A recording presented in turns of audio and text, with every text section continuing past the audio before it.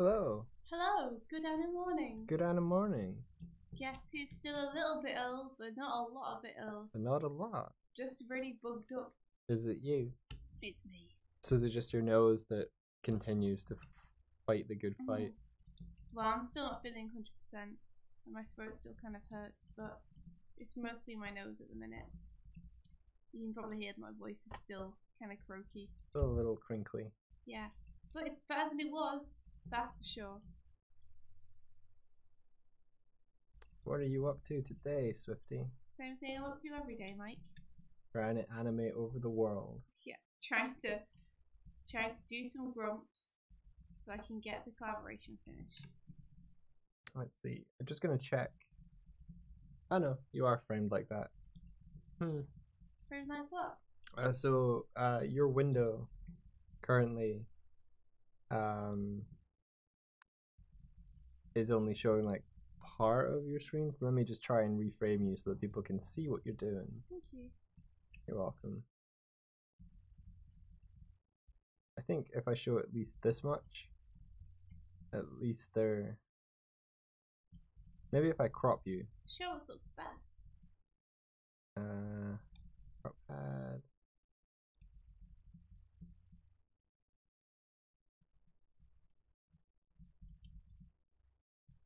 I think that one's cool. And do that. Yeah, there. Now they're seeing like.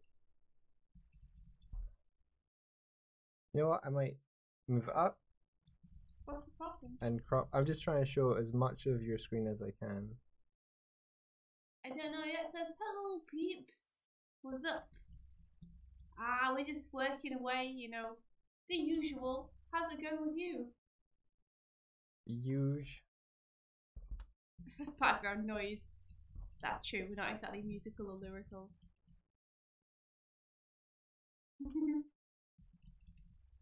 Is it one of those days?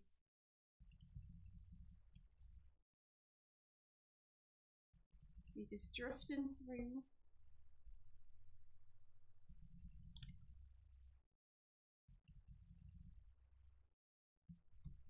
There we go.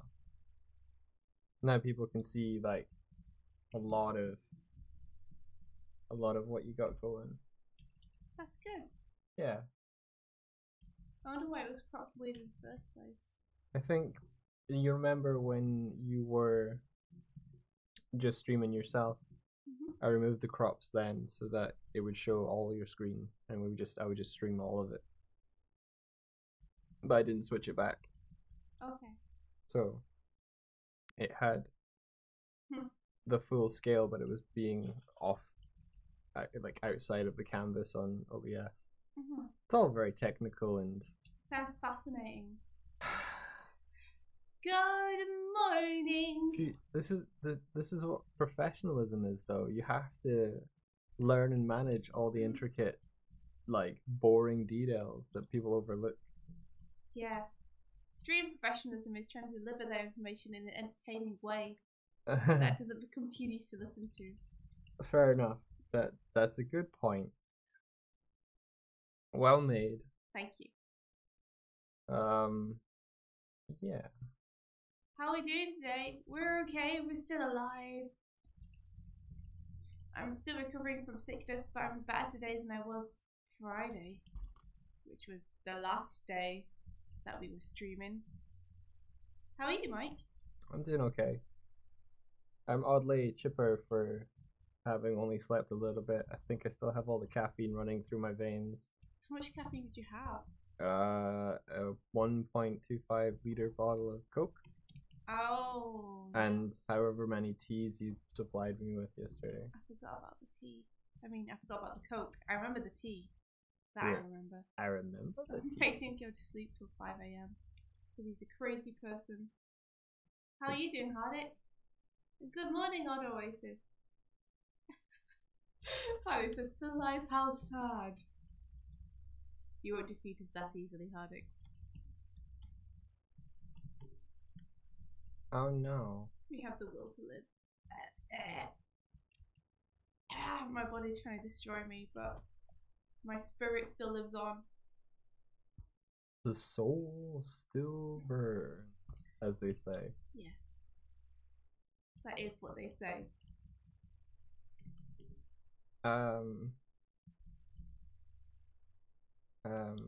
You know what? What? I was gonna do some thumbnails for some print ideas for some Skywheel print. I'm just trying to think of the best way to do that. That sounds like it's gonna be cool. Ooh, you animate more Danny. It's awesome.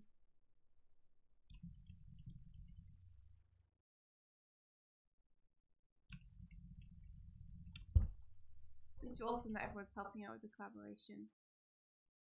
Oh, on the cool. So what are we working on? Well, Mike's going to be doing some, from what he says, he's going to be doing some thumbnails for some prints. So planning out what prints he wants to make. Yeah.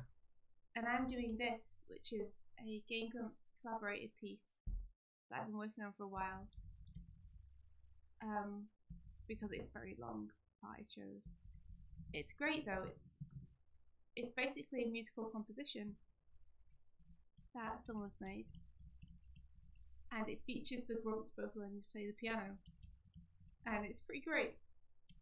It is pretty great. So yeah, I'm continuing to animate my part of that, getting these in betweens done.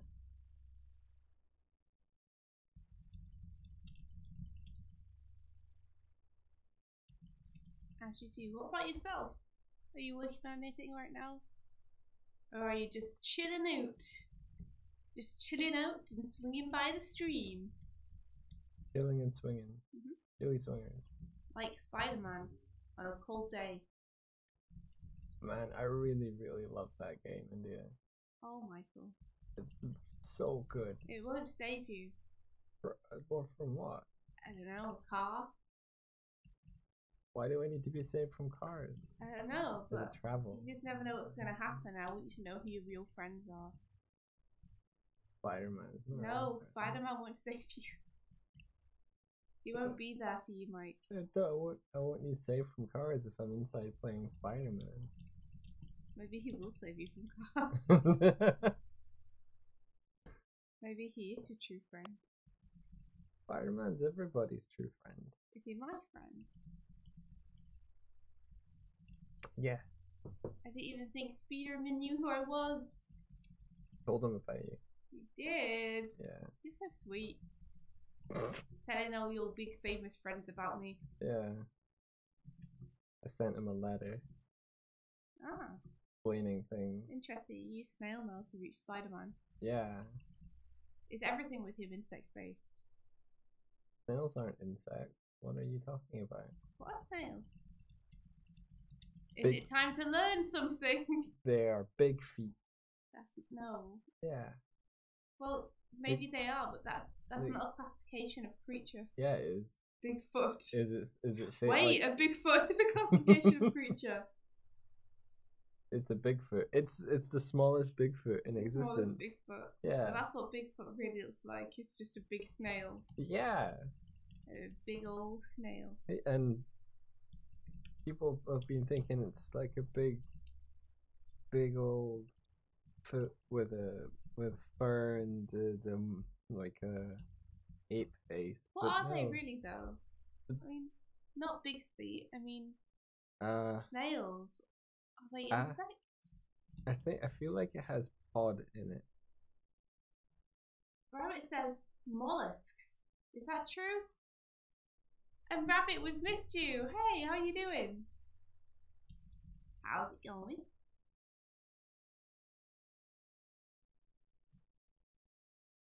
Arctic says that the Speederman Anim is in Doibs and Tibbs 10k club now. Oh yeah. That's awesome! Go Hardic, yes! Was I in a 10k club? I might have been in a 10k club. I didn't get a 10k for any animation I made. Didn't you? No. What did you get 10k for? That avatar post. Oh yeah! This is the thing I shittily put together. It wasn't shittily put together, Mike. It was awesome. It's so not. What are you talking about? I thought it was really good. The post was. The tweet was like, just. People, I think, were liking the content, not the thing you were saying. Yeah.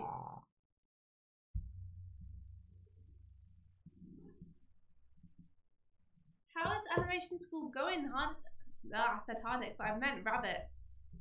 All these H's. Animation school. For Rabbit. Where you learn to make things move. Hardick's his own animation school. Hardick should start an animation school. Could I join on? Hardick School of Hard Knocks or something. Hardick School of Hard Knocks. Yeah. It's got a good ring to it. Yeah.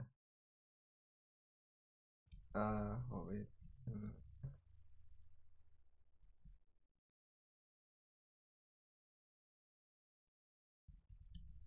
Am I in the 10K club? I think you are in the 10 clay club. 10 clay. 10 clay club. 10 clay club. 10K club. Doing the K and then the cl at the same. Hard. Yeah, life is hard, Mike. And it's full of struggles and challenges. Spider-Man helps. Mike was just talking about Spider-Man comic a week ago. Yeah. I have not really thought it all the way through. But it's cool. It's a cool idea. Yeah, I want to color Spider-Man, so you know I'll do the writing and the drawing part first. In order to get to the coloring part, might take you a little bit of time. No, might be good to just like do a quick color. So fast. And someone else's first. So fast. To get out of your system, and then do the hard slog of writing and making a comic book. India is only 4 pages. Emma, have you ready yet to hit the 10K club? I just thought you'd hit it multiple times. Yeah, I would have thought. How? Shine the shiny embryon. Hello, Shine. Now it says, good, very busy, but I'm excited about how it's been going. We did have too much of a workload for a bit there, but we talked to the teacher and got him to be a bit more reasonable. Oh my gosh. Did you tie the teacher to a chair? You had to tell your teacher off for giving you too much work. That's pretty amazing. You're like, hey, listen. This is not doable. Stop. What was he trying to... I'm assuming it's a he, which is bad, but what were they trying to give you? Assumption. Yeah, I'm working on it. You didn't assume that it was a he. Did I not? Rabbit used pronouns, and you read them out. That's like the second time that's happened. I keep assuming that I'm assuming, and then finding out I've actually just read what they've said. And you processed the information available to you, and you've made judgments based upon that through logic. I don't have a good enough memory to know what I've read 2 seconds after I've read it. It is funny how it just kind of locks in. Like, they said him, therefore he, therefore this. It's good. I'm glad my brain does that. Unfortunately, now that my brain second guesses that whenever I do it.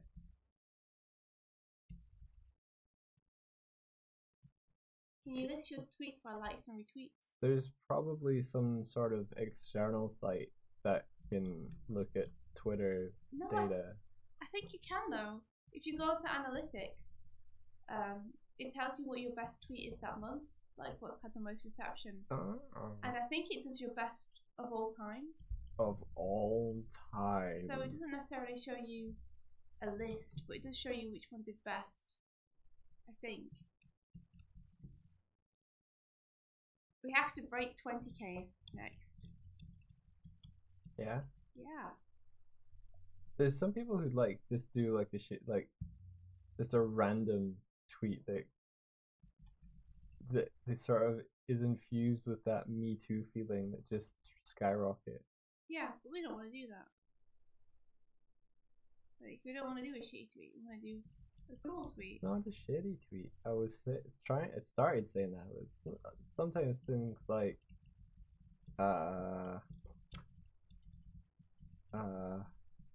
yeah, I can't think them up. I'm not interested in that. I see a lot of funny gifs being shared a lot, but that's awesome. But I don't want to just put funny gifs. I want to put cool work and have people be like, wow. Yeah. Wow. See, I don't want to be controversial. Controversy is is not my cup of tea. You couldn't handle having an opinion that's different from the crowd. I couldn't handle controversy. You can't handle the truth. Oh, I defend you. Yeah. Yeah. If I held a controversial opinion. Well, it depends what the controversial opinion is, I guess. How controversial can you go, Mike?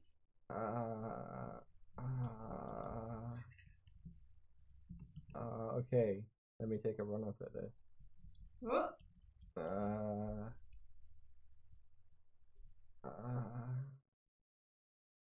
I don't have any opinions. Remember, it says to break 20k, you've got to tweet something motivational or extremely controversial, all in caps. I made a double alignment chart about French fries and it got really popular, and a bunch of people tried to argue with me about it. Sounds like more trouble than it's worth. Oh, Doig, we do have an Instagram. I'm at allswifty. Yeah, and I'm Doiglebear. I lost my phone for like 2 months, and I couldn't remember my Instagram password. And now that I've got my phone back, I think I can start to use Instagram again. Oh, that's a nice story. It is. I like it. People look at me like I'm being sarcastic, but I'm not. Yeah, but that was your so pandering, sarcastic voice. It was not. It's my you nice rolled voice. It on. You didn't. That's my kind, honest, and earnest. That's a nice story, Michael. It is a nice story. You do what you do. I'm not being sarcastic. You were. It's not. Okay. I double dare you. Oh, hi, Dick. Your name is Rabbit. Hold on, let me scroll. Ah, I see. Yeah, you're right above Rabbit. And I grouped you together like an ass bum. Like an ass bum. I'm an ass bum. Oh. Sorry, Haddock. I will read more carefully. What would an ass bum? Me. Be? Okay, sure. What were you gonna say? I don't know. Like, it's a butt with a butt. Something controversial. How can you be so controversial and yet so bold?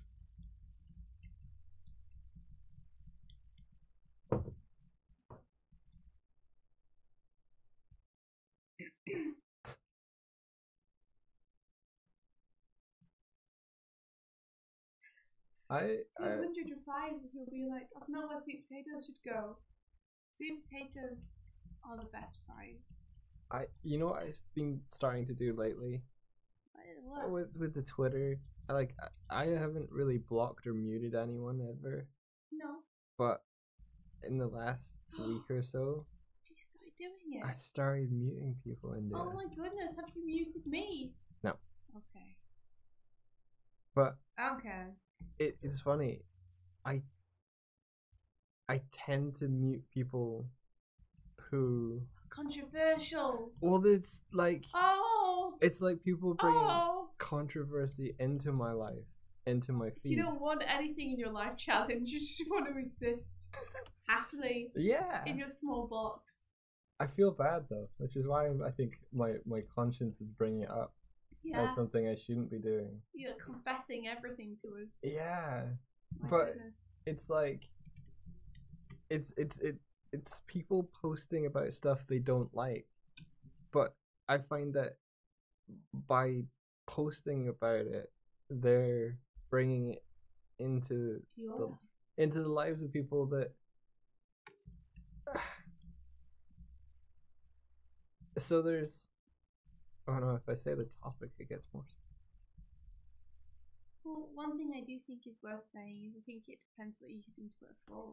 Yeah. Like, if you're just using it as a great big old inspiration pool of artists for you to go on and feel happy about every day and feel inspired, then if you go on every day and you're faced with people yelling at one another, or nasty stuff you don't want to see, or stuff that makes you feel bad, then it's no longer doing the job that you wanted it for in the first place. It isn't. To inspire and motivate you, so I can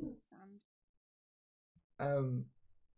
It's funny. It's like sometimes I'm muting people that I agree with, but I agree with them already, but they don't it's like they keep hitting the same note, and I'm like, okay, I agree with this. It's weird.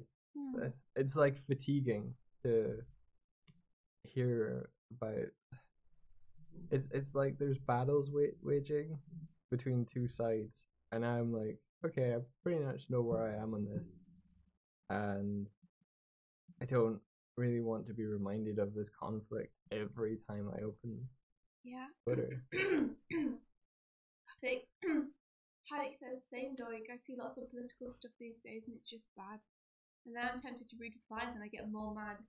Yeah, like... Yeah, I do the same thing. And I'm not even mad at the... at what would be perceived to be the bad side. I'm annoyed by the other side, like shouting abuse at the... It's like, just stop talking about them and put positivity out there and be like, I'm making comics, or I'm making art, or I'm making... yeah. No, I get you. I feel like that's been happening a lot on my feed as well. Is things have suddenly swung extremely political. There's a lot of stuff about equality and rights going around, which is all very important stuff. However, Twitter for me was never a platform to go and talk about very serious stuff on. For me, it was always something that I just wanted to have a big smorgasbord of inspiring stuff on. Yeah. So I could go online and have a break from that kind of stuff. Yeah. Because that kind of stuff is on a lot of other platforms as well. But that, and just in everyday life, and Twitter was kind of a nice creative escape. But that is like the platform for people to express their views now. It is, and that's great. I'm glad they have a platform. I think it always has been. I think just as I've followed more and more people. Yeah, it's just interesting how it seems to be coming to the fore in both your and my and Hardick's feeds all at the same time. Especially when it is stuff that makes you annoyed or angry or feel bad, and you end up scrolling down because you're interested in the subject, but end up just feeling kind of shitty at the end of it because you read lots of people's opinions that like really shake what you thought people generally thought. I think for me it comes down to the concept, don't feed the trolls. Yeah. I think a lot of the kind of material is like feeding the trolls, where they're controversial, and calling them out for being controversial just adds volume to whatever they're doing and like spreads their message even further. Maybe it's a weird catch-22. A lot of the time people are disagreeing with things that are controversial that I think should be less controversial. How do you mean? Well, for example, accepting that there's a lot of people who don't fall into any specific gender category. Mm-hmm. Like, the controversial thing there is people saying that people fall into not clean gender categories, because the general consensus for most people is, of course, there are only like these genders. I haven't heard of this other gender, therefore it doesn't exist. So sometimes I agree with the controversial opinions, but feel like they shouldn't really be controversial. Alright, it should just be like an interesting thing that we now learn and discover about one another. That changes the way we approach things. Yeah. I don't know. The thing I get mad at mostly is just looking at the replies and discussions and seeing people being abusive to one another. Yeah. Like, whoever it is, if people are calling each other names and yelling at one another, I'm just like, how is this helping anyone? Whose mind was ever changed by them being yelled at by someone? Yeah. It just feels like everyone is making everyone else feel awful deliberately because they're angry. But they're not necessarily angry at one another. They're just angry at the state of the world and taking it out on the very people who they should be being understanding to or explaining to. Everyone is just getting really, really mad at everyone else, and it's not that pleasant to read. Yeah, there's like this. It's like living in a house where your family is constantly arguing. Yeah. And you just want to kind of shut the door and get on with stuff every now and then. It's not like you don't have a stance on the argument. It's not like you don't want to get into it, but sometimes getting into an argument is not the most constructive thing you can do with your day when you've got a lot of work to do. So I'm catching up in the chat before I start replying. Yeah. But yeah, it is like an argument happening around you that you were like party to. Let's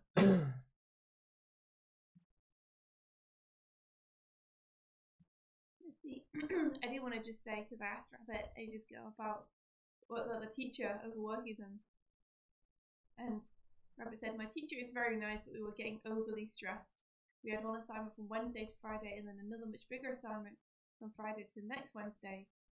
Like last week was 3 72-frame element animations over the course of 5 days, 2 of which we had no experience for. That sounds stressful. Morning, Mark. Hello.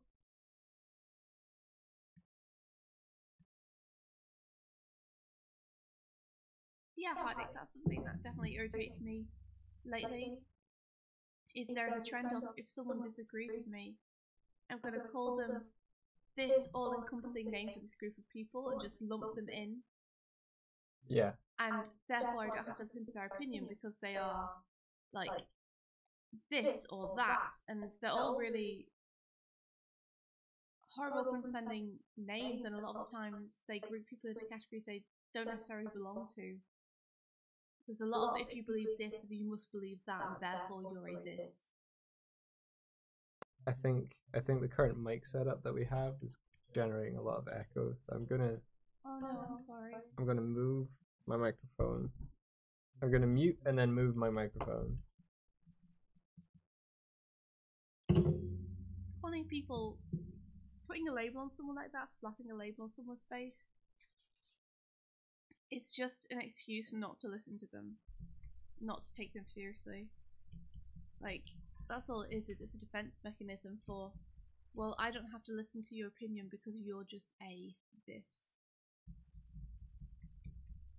But I'm someone who's of the opinion that we should listen to everyone's stances and viewpoints and then decide where we stand, rather than someone who thinks that if you stick your fingers in your ears, you're going to get more educated about a subject, or that's going to do you any good.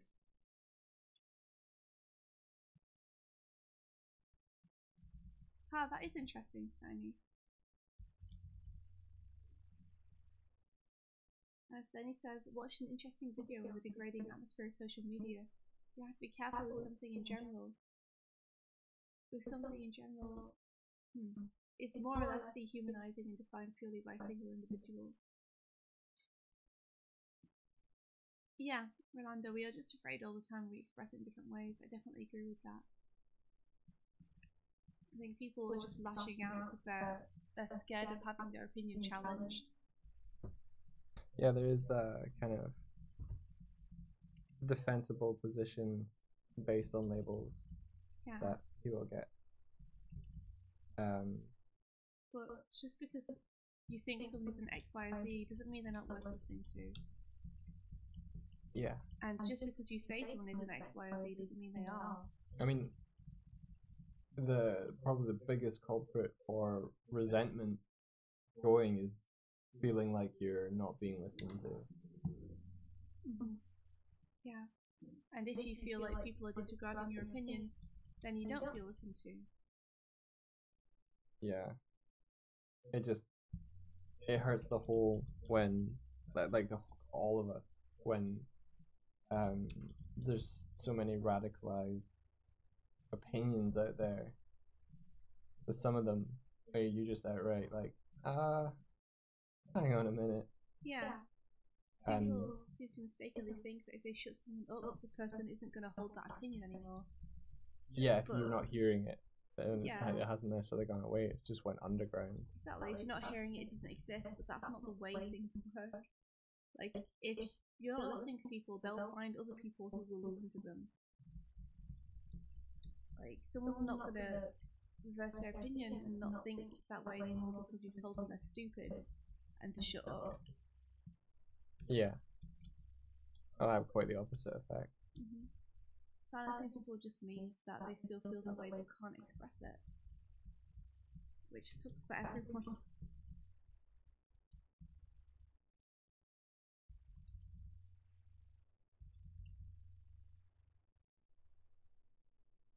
Hey Roxanne, welcome!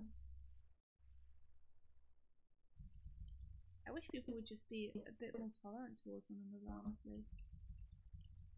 Like a bit kinder. Yeah. Kinder, more open-minded. And willing to listen. Roxanne's geeking out about how to Spider-Man animation. It's super cool. Because it's awesome. But yeah, I completely agree with you, Mike. It's especially sad for me to see when people who themselves have trouble being accepted, and that's kind of what they built their identity on, being very unaccepting towards others with differing opinions and saying that's fine when the very way that they were treated. Yeah. It's kind of like the kind of trope of schoolyard bullies, where if someone is bullied, they become someone who bullies. Yeah. It's not always the case, but you know that pattern of like the pattern of cyclical systematic abuse. Yeah, you're saying that's how they used to being put down by others, so that's how they do it. Yeah, it's a troubling path. Yeah, it just doesn't make it a very pleasant place to be or to share your opinions on.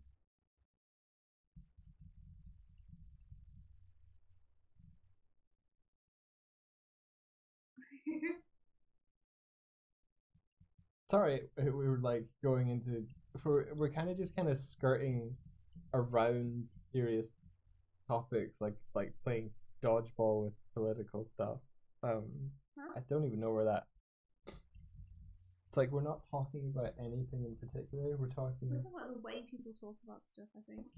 Yeah. Well, that's what I was talking about.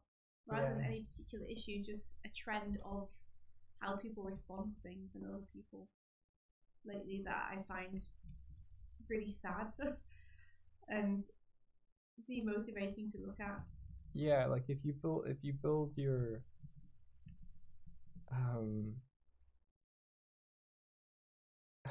I like if you build. Are you making a metaphor? No, I'm not. It's like if you build your sense of self and identity as part of a conflict, like I don't know. I think too many people are attributing their identity to the labels they think they hold, rather than how they act towards others as a person. Yeah. Because I don't give a damn really if someone is this way leaning politically, that way leaning politically, this gender, that gender, this ethnicity, that ethnicity. I don't care about that. What I care about is if you're a nice, good person. And if all I see is you shouting at others and calling them names, like, then that's how I'm going to judge you. I'm not going to want to have a conversation with you because I'm literally seeing you shout at people for having a different opinion. Yeah. It doesn't make me feel like I can talk to you about anything without you throwing me into a box. Yeah. So I think this need to label others in order to be understood, I think. Yeah, and the definition of people by labels is not something that I will ever use to judge people.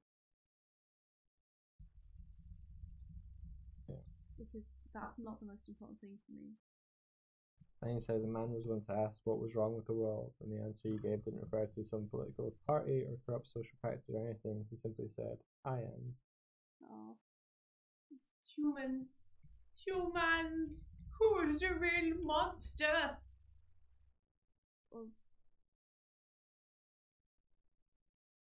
Is it okay to label white straight people, though?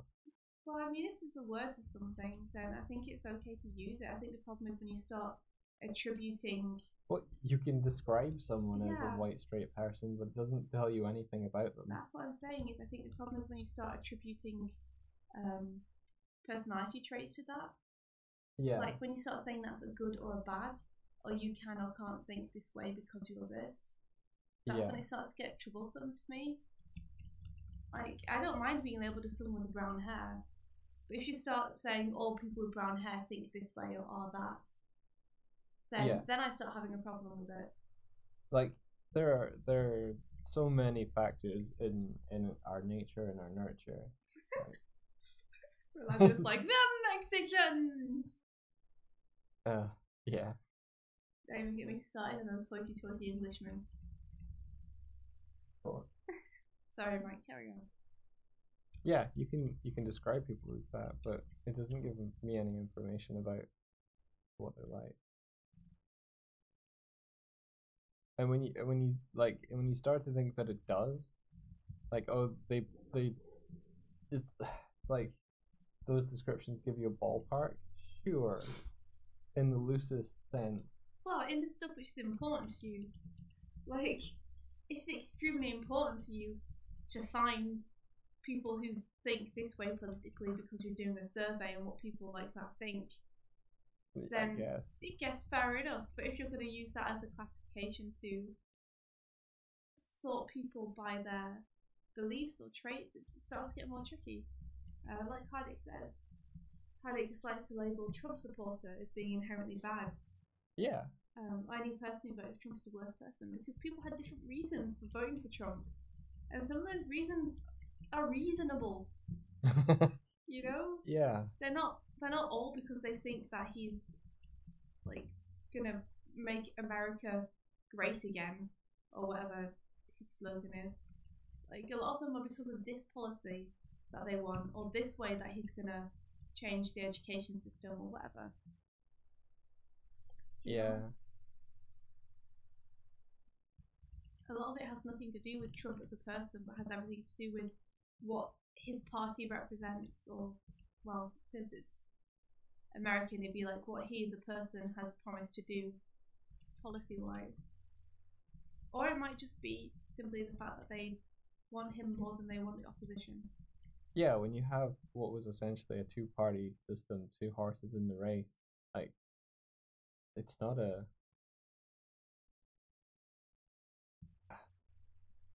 It's not a case of, like, good versus bad, or good versus evil, or anything like that at all. Yeah, I think what we're basically saying is just, like, generalizing means that you don't get the full picture of anything, and generally makes everyone who you're generalizing feel very condescended to and not listened to. I don't know why you'd want to make anyone feel that way. Like, be annoyed at the person whose fault it is, you know? If Trump's being a shitty person. Yeah. You know, and if you talk to somebody and disagree with their opinions, then that's fine. But it doesn't mean that they're then, you know, automatically a terrible person.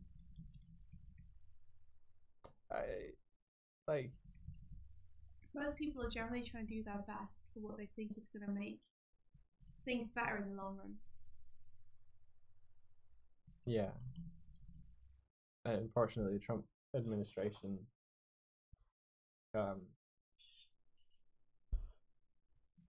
don't really seem to have a long game.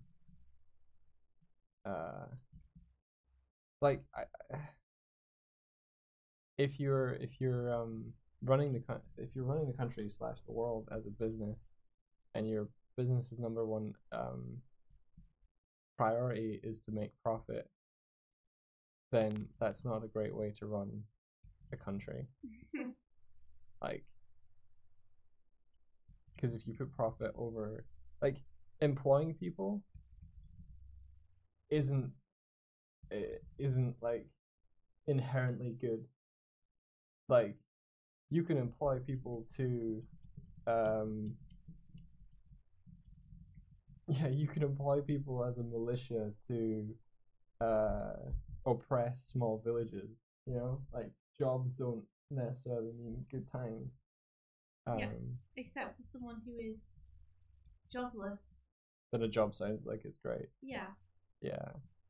I was reading something interesting the other day about the mentality of people who do horrific things. All right. For example, a lot of people who committed war crimes or did extremely horrible stuff, in circumstances of wars or invasions and such, said they were doing so just to follow orders because they were told to by their superior. Right. And psychologists were like, okay, so people follow people in uniforms, that's really interesting. Like, let's experiment to what degree an ordinary person can do a horrific thing if they're just told to by someone in a position of authority. I think also partly is you put them in a uniform as well. Mm-hmm. Yeah, probably there is something with that as well. They feel that they represent the cause. I think conditioning in militaries, I don't know how prevalent it is. I've never been in the military, but I think there is a certain amount of psychological conditioning that goes into military training. Yeah. That removes follow orders. In addition, right? So they got an actor, and they put the actor in a room, and they connected the room to where the person was they were experimenting on. Mm-hmm. So the person they were experimenting on could hear the actor, but they couldn't see them. Right. Yeah. I think I know the one. Yeah, and the actor would answer a series of questions given by the scientist, and whenever they got a question wrong, the scientist would ask the everyday person to administer this electric shock to them. Yeah. And the actor would then have a reaction, and the reaction would range from them just being shocked and sounding like they're in pain, up to them like begging for their life, up to them actually like making the sounds as if they are dying. Oh, right, okay. Yeah, and ordinary everyday people off the street were willing to literally kill someone because they were in a context where they were told because they were in a context where the scientist was like, this is an extremely important experiment, like we're relying on these results, like you have to help us do this, you have to follow through, like please do this. Like they would get someone to that point, and there were lots of people apparently who would get to a certain point and then hesitate and not want to do it anymore. Yeah.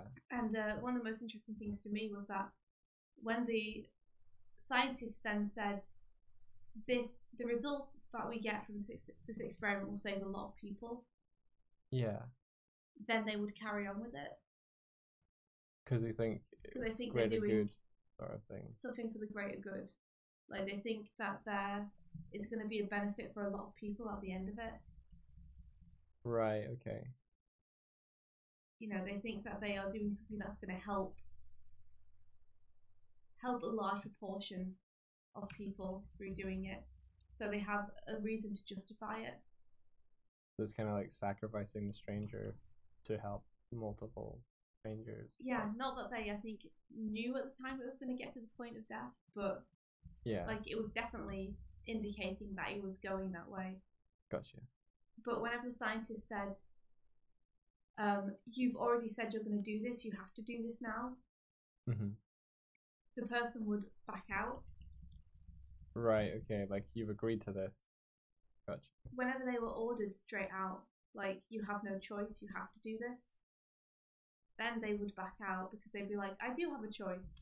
Right, okay. But when they were told, this is going to save a lot of people if you do this, Like right. The these, reason changes. yeah, these are very important research notes to have. These could make a big difference to the world. Okay. Then they would continue doing it. Gotcha. I just feel like there's this feeling by a lot of people that some people are just evil and just want to screw things up and just want to cause pain to people. And maybe there are people like that out there, but I truly believe that the vast majority of people are doing things because they think it's going to help something in the end. Yeah. Like they think there's something that they're achieving through doing it, some difference they're going to make that makes it seem worth it. I do also think people do short-term things for, do harmful things for short-term gain. Yeah, like definitely. Monetary gain, like convenience, right? Yeah. Just like spending a lot of money on a pizza that you know is bad for you and it's expensive because it's satisfying in the short term. Yeah. The human condition. It's what I bought last night, and now I feel terrible. Well, I didn't mean to make you feel terrible, but it's a good example. No, I mean like. Because everyone. You mean physically? Yeah. Yeah, because everyone does that kind of thing, even though we know it's bad for us.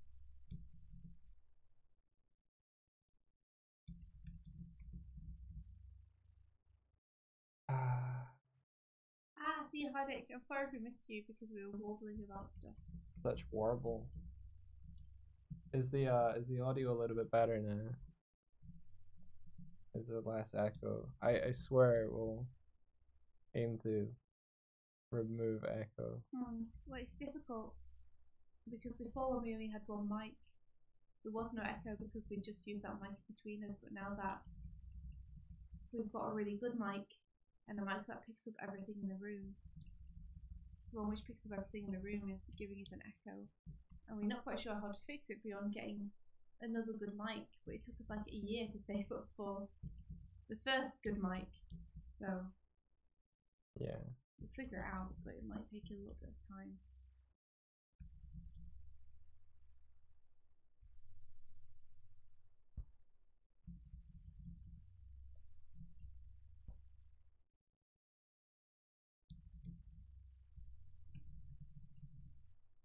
Anyway, I just feel like people should have more tolerance on Twitter for other people with different opinions to them. Yeah.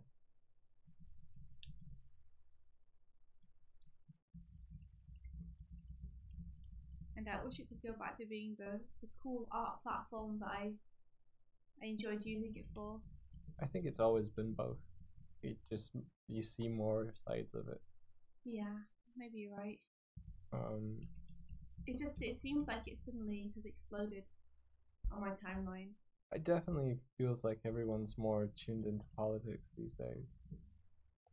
Maybe it's just the case that everyone's been drawn into it. Yeah. Like it's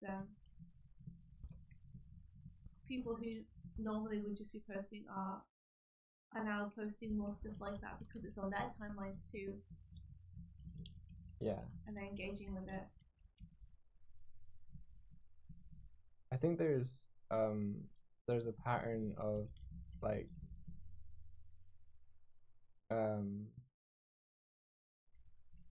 trying to establish which side you're on, like trying to put up a I don't know, it swings back and forth between people trying to maintain how they are perceived and also showing support for people that they want to support.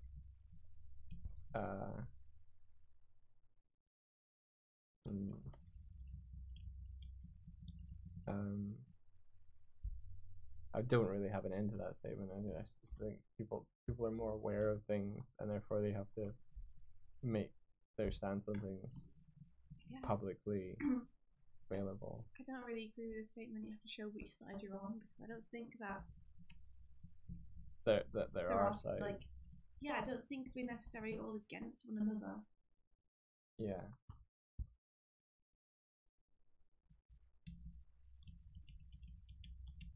again, that's one of the things I'm worried about, is that people see everything as a competition, as a war, as a who's winning, whose side are you on, which is a really scary way to see everything. Everything is being polarized.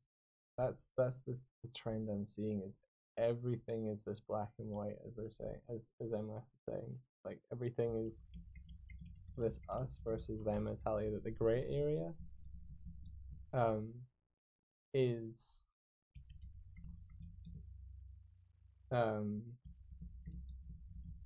is almost like,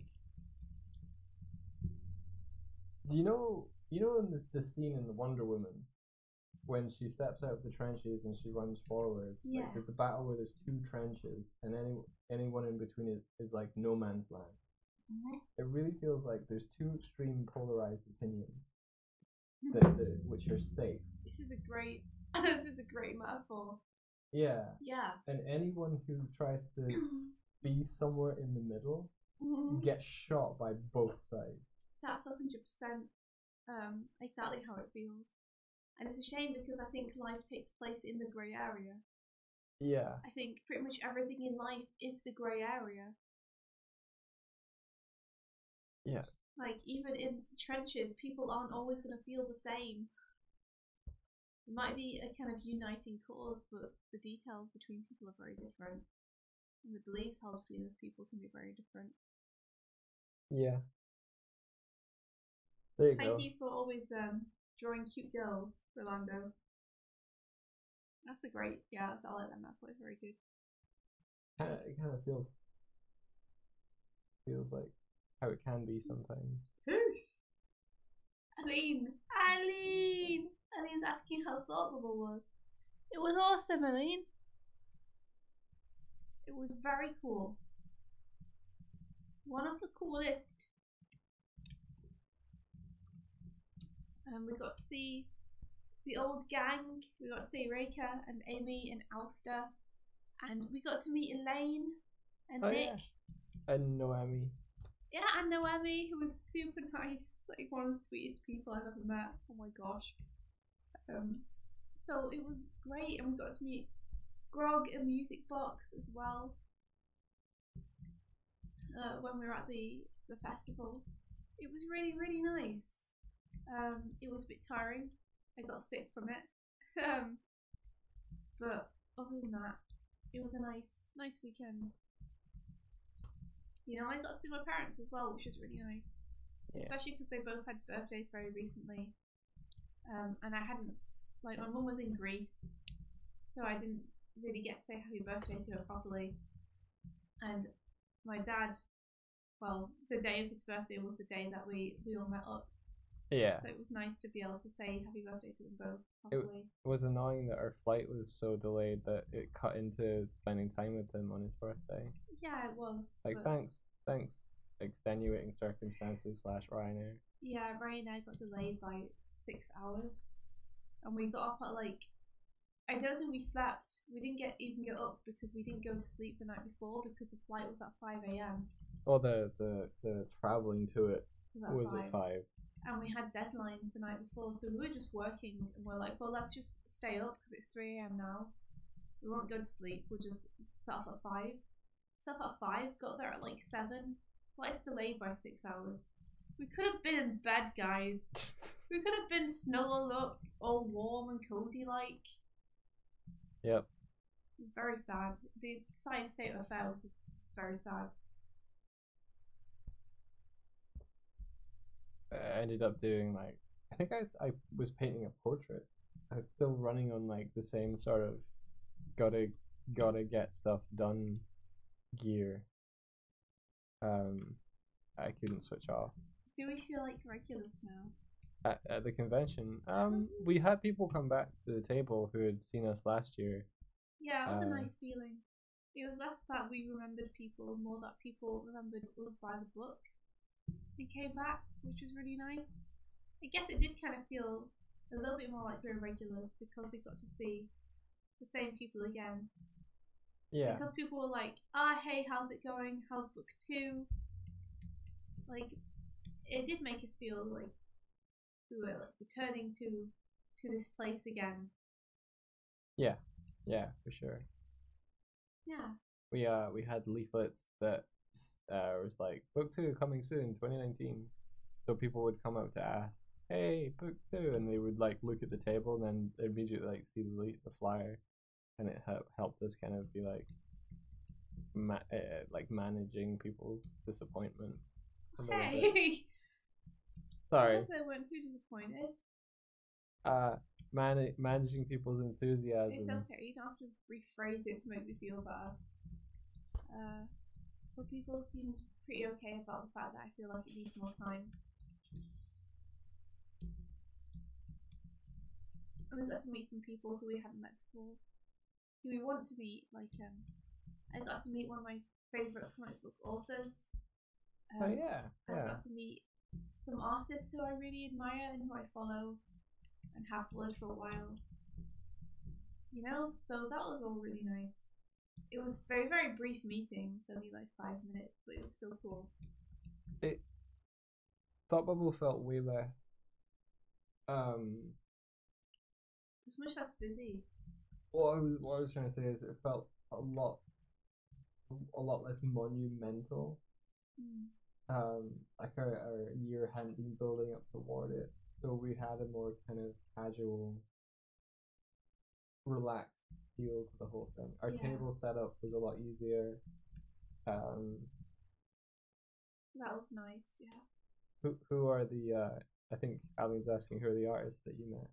Oh, there's an artist called Carrie Peach who did the Adventure Zone graphic novel, whose designs I used for my entire animated.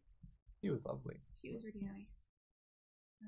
She did an art trade with us, which was cool.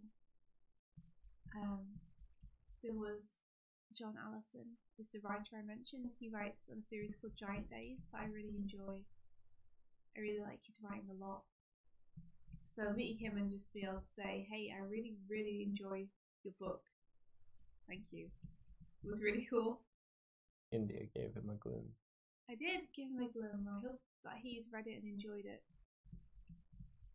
I'm trying to remember the artist's name who we bought the print from.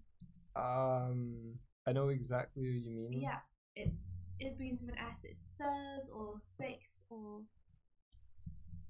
She's been drawing images of her amazing looking D&D character recently on Twitter,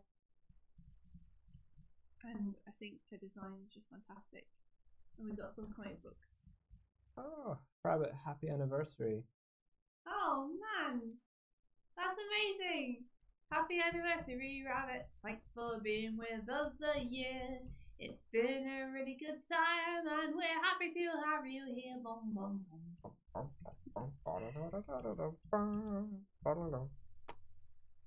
Thanks. Added a little musical sting. Did you? Thanks. I liked it. I enjoyed it. My enjoyment was great.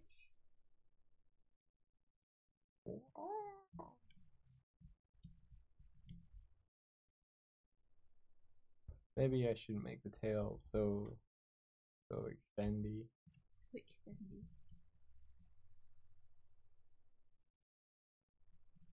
Ooh, I like these thumbnails you're doing, Mike. They're looking good. Okay. This brush is nice. Like, it feels pillowy. Like billowing. Ah, pillowing. Could you imagine birds that are just big fluffy pillows? I sleep on them. Pillowing. You finally know what you'll be up to this year. What you gonna be doing? We'll have it a little bit here too. 2018's been a pretty crazy year for us. Pretty crazy. Crazy cool. Am I right? Oh yeah. So crazy. So cool. crazy cool. The cool. A lot of things that we failed completely to do. Yeah. But for the very best reasons ever. Does that make sense? Yeah. Happy failings. Are we gonna be doing like an end of year review of that goal video we made. Yeah. So, goal video. Hey, I made my Bare Naked Ladies book. Turns out, didn't really do anything on the goal video. But hey, some lifelong dreams came true. Yeah. Did bad stuff than on the goal list. Yeah. 2019 is just gonna be like us freaking gushing. Oh, I have no clue what 2019 is gonna be. I feel like as soon as all these projects come out, my life just like that's it. It's like my existence will cease to be. I'll like puff out like some kind of smoke bomb. Like a big old puffer fish. Yeah. Spiky ball. I meant more like I would disappear rather than I would inflate. But sure. Oh, there will be an echo whenever India raises her voice. Oh no, yeah, sorry. Whenever I get excited, Mike's mic picks me up as well as my own. Give us $100. No, give us $100 and we'll no more echoes. I will yell at you when I don't want to because it'll echo. $100. No, stop it, Mike. I'll throw something at you. Stop begging me. We need a dynamic mic. Yeah, I'll throw it at you. Don't post it. I will. Don't post it. I'll post it you. Don't.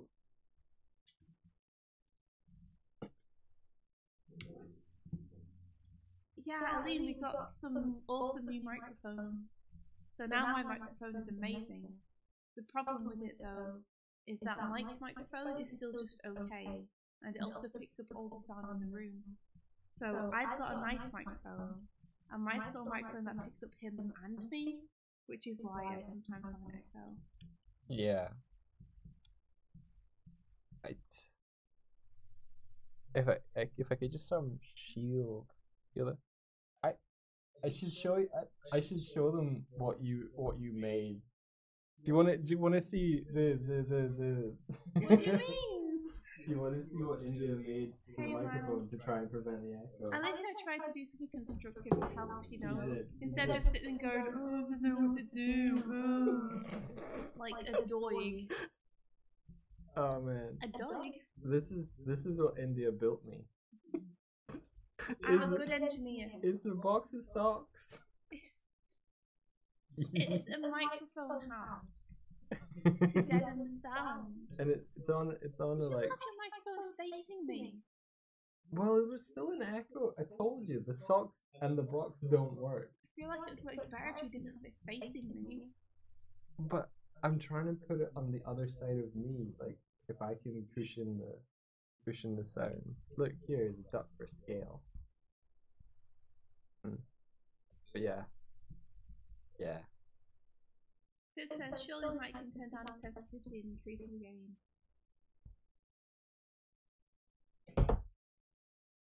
Hey, right there. Do I Okay. sound mysterious? Let me try that. Maybe I can have some cool stories. I sound awful right now. Thanks. Is it awful because of the echo, or is it awful because I'm ill? Or is it awful because it's me?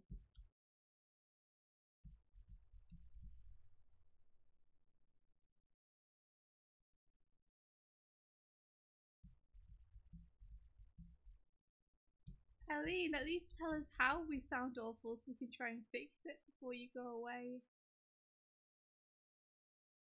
It's very difficult to know what to do when the feedback is just sounds bad.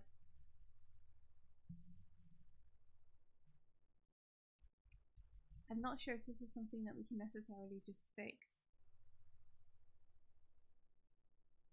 Okay. That should be better, I think. Yeah? Until I get excited again.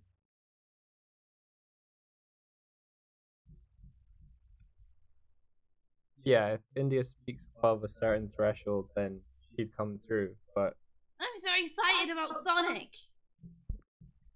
like that. Did that do it? Yeah, I think so. This will just teach you to shush. But I like getting excited about stuff on the stream. Yeah. It's fun to be excited with people. I don't want to become deadpan because I'm scared of raising my voice above a certain threshold. Mike was gating. Drop your gate.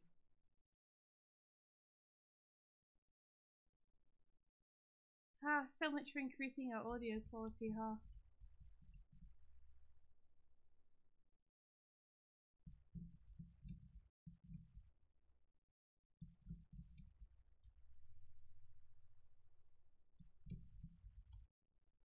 I mean, you could bring it onto your main screen so people can see what you're doing. There you go. I've got a minus 24 decibel curve.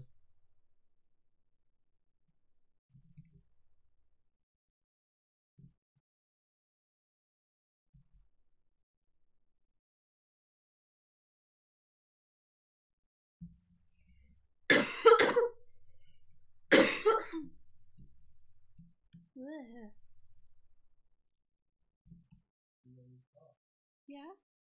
To your left. Mm.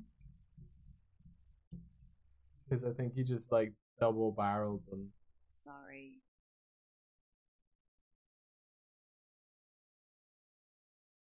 Okay, I'm gonna try an experiment. I'm gonna turn off my mic and I'm gonna talk at this level and let me know if you still hear me. Ready? Okay, can you still hear me when I do this mic? It's too quiet. It's gonna be too quiet, dude. My mic's too good.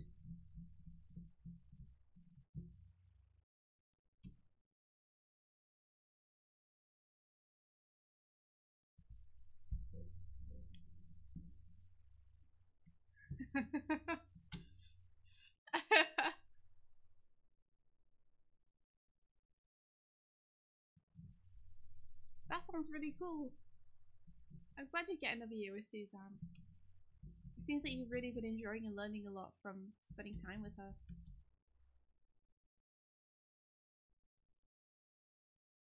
Yep, so no. So he sounds like he's under a million pillows. The problem is that whenever I raise my voice tips, it doesn't sound okay. So it sounds okay while we're both being really quiet. But then as soon as I get excited about something, it does not sound okay anymore. Yeah, I'll have sounded like I was under a million pillows because I would have been picked up by India's microphone. That's what I was testing. I'm trying to see whether, because I can see the little volume meters going up when I'm talking, and that shouldn't be the case.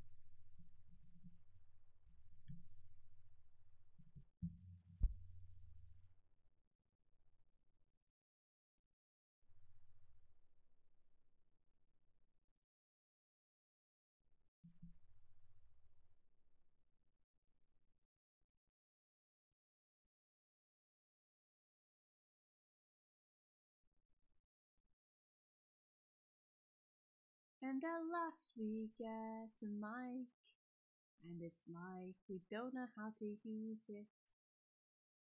Actually, the mic we've got is great. Now the problem is the old mic.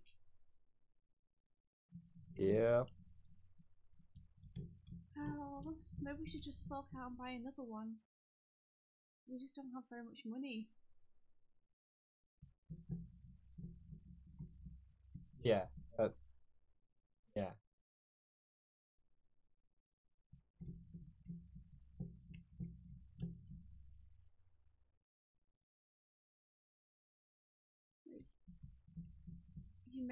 You made some money recently through selling some bare naked lady books, but then you spent it on pizza.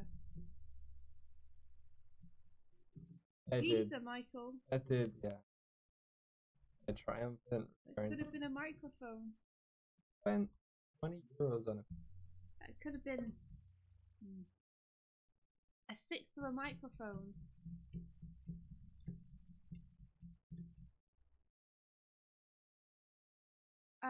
Aline, the new one can't handle both of us because it's one directional. That's the problem. Is the new one only picks up me because it's pointed at me, but the old one picks up everyone. because it's designed to absorb sound for the entire room, which is why you hear me twice, because you hear me on the new mic, which is pointing towards me, and on the old mic, which is pointing towards Mike, but picks up everyone in the room. It's picking you up less now. Like, I think it's a little bit better.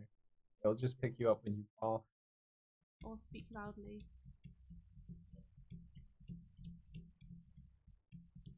What kind of mic is the new one?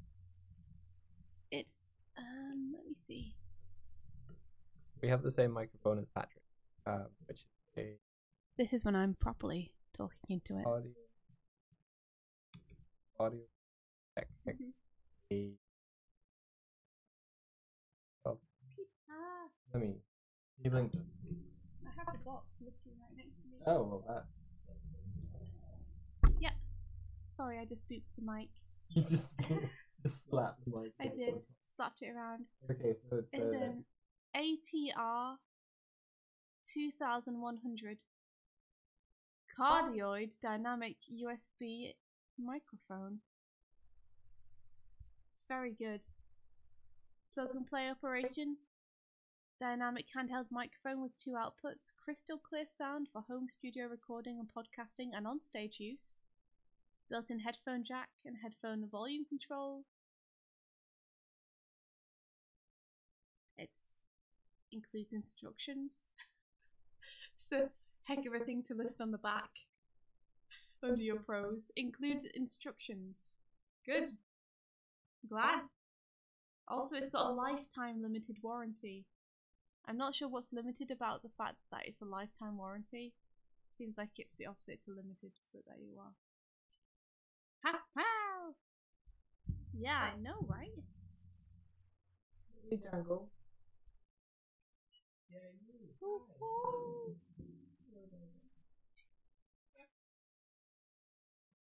Question: Does Buffy meowing still get picked up? Oh. Last night she got so insistent, she jumped on me, and then she pushed me like that. That sounds adorable, Like, though. unheard of. That sounds adorable, though. Why? Like, that's nothing to complain about. That's a happy time.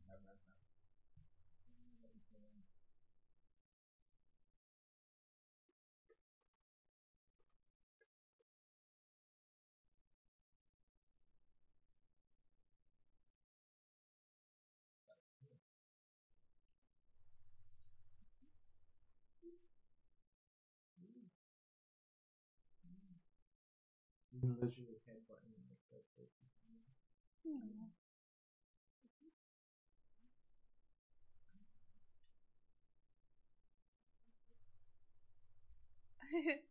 Yes, just constant hugs. I could deal with that. I could get down with that, Jam.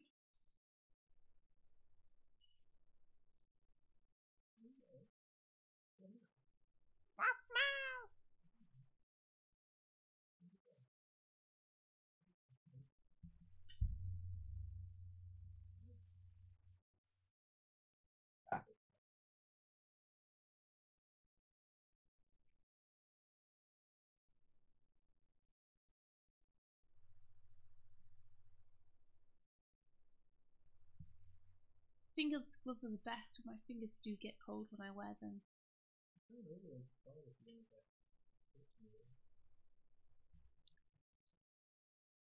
Bitch. I got a... I think I got 3 wishes. 3 wishes? Yeah, I got like 3 switches. Was that your wish every time? I wish for a scritch. I wish for a scritch. I wish for a scritch. Yeah, pretty much.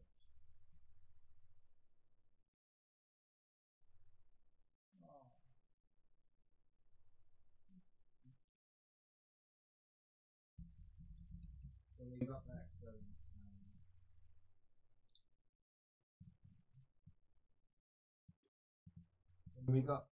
when we got back from Thought Bubble, we literally just like flopped over and fell over. She sure did. A mighty floppy cat.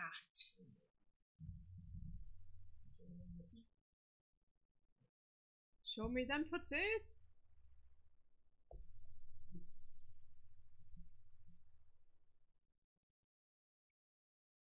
Let's see, like, if I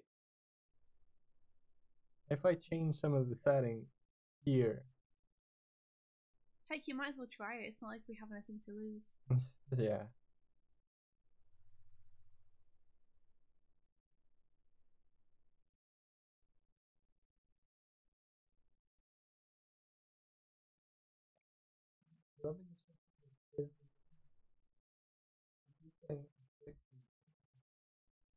She's just testing all of them.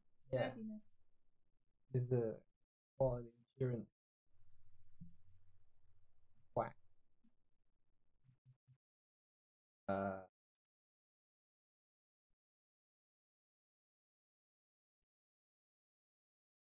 If Mike gets a new mic, then all that's going to happen is that mic will echo. No, the point is that I don't know what you mean. I'm more of a droner than a mode. I don't know what you mean. I'm a very even speaker.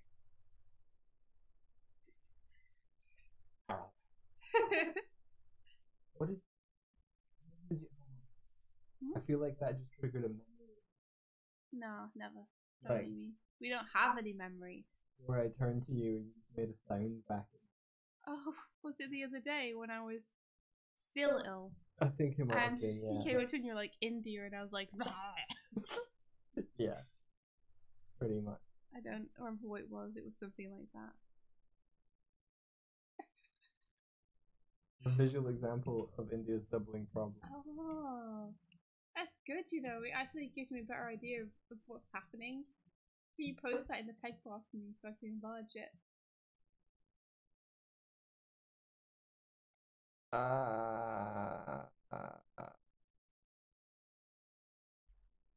I think I don't speak loud enough. Like I think you're louder than me from over there as well. So I have to like talk. This is like vocal training for me because I have to talk about this loud. I don't like it. You don't like it? But I'm loving it, loving it, loving it. I'm loving it like this. Sorry. See, my microphone isn't bad. I think if I manage to get... It's good for what it does. It's probably not great for having as a second mic. You know, like as in, when we have a 2 mic setup, it's not the best second mic to have. But when we have 1 mic between us, it's great because it picks up everyone in the room.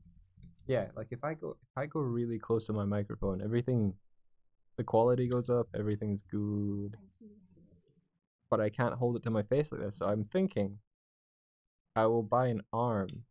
An arm? An arm, and I will attach this microphone so it's right at my face.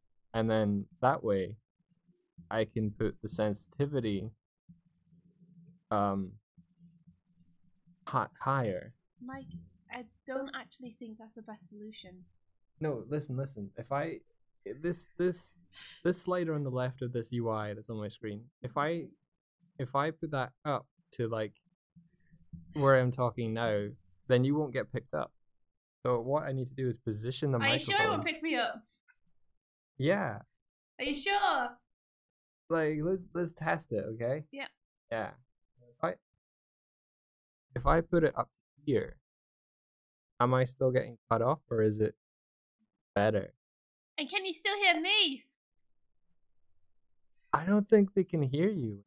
I do. Would you stop? How is this okay for your ears, guys? How does that sound? Well, one, you're actually doing that into your own microphone as well.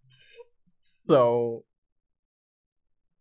okay, I'm getting cut off, so I have to be like really intimate with the microphone, like really intimate. Mike, no, I'm not jealous.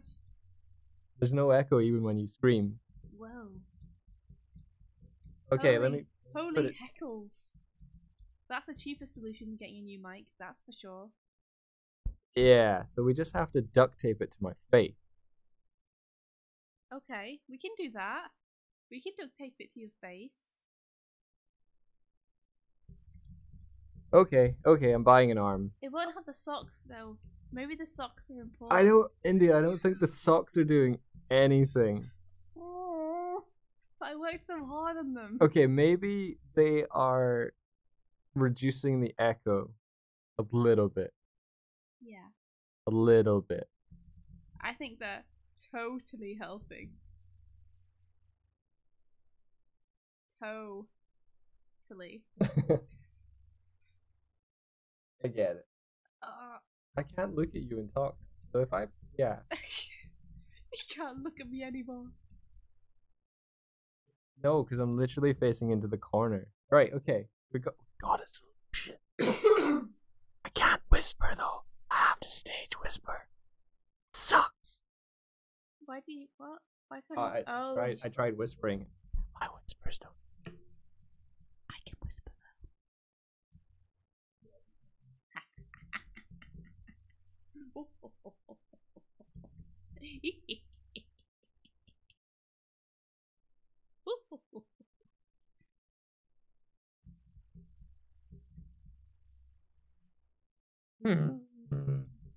Okay.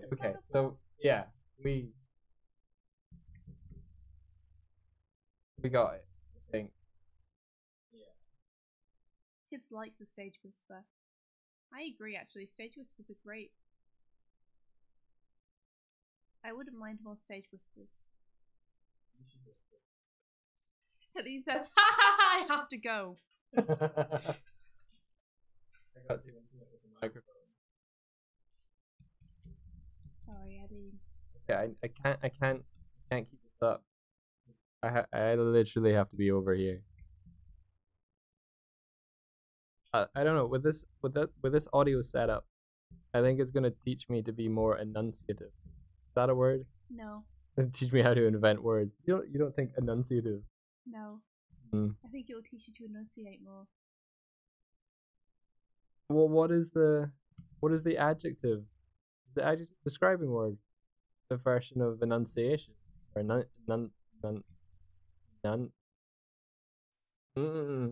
Articulating well? Being more articulate, maybe. Yeah. I don't know. I think you can be inarticulate and loud and clear. I don't think. What was the word you were using? Articulate. No, enunciate. I don't think enunciating is about being loud, Mike. It's about speaking your words more carefully. No, enunciation is when you say words clearly. Yes, but not loudly. Okay, fair enough. Yeah, I'm gonna buy an arm. Mike's gonna have so many arms, he's gonna be like a Spider-Man. It's Spider-Man! Spider-Man! I'm gonna Peter! bring this. I'm gonna bring this down a touch there so that I don't have to clean so much. Anyway, back to your regularly scheduled program of whales. Spider-Man! Peterman. Peter Parker! Mary Jean! You enjoy that very too much. Aunt Me! Uncle Bean! Uncle Bean. Okay, the villains that are being right. Reno. Reno. Doc Ock is gonna be a hard one to do though. Doc Ock. His name's Octavius. Octavius. I can't do it as well. Oh well. Speed of me. I want a voiceover for the whole game. Every line. Speeders. I can't get beat by a speeder. Now I've got superpowers. Now I am Spider-Man.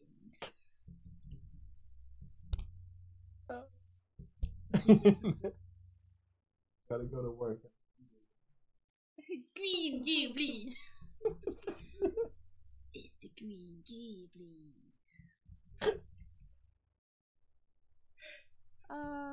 It's not even that funny. Oh, Well, this is max entertainment on the stream. This is peak content now. Yep, it's never gonna get better. You've made it through the fluff to Everyone quit. the real content. Eat your 2-piece.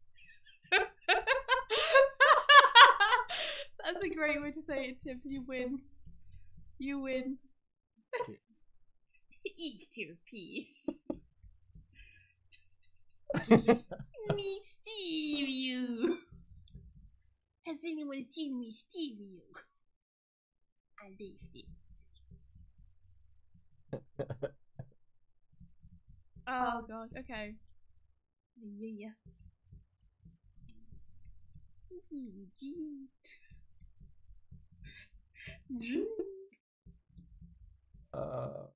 Right, yeah, I should focus. Lots of work to do.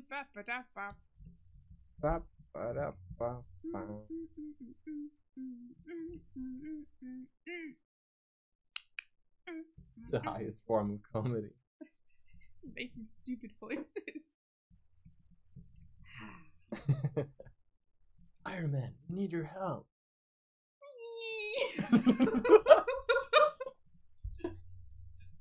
Every time you swing. You.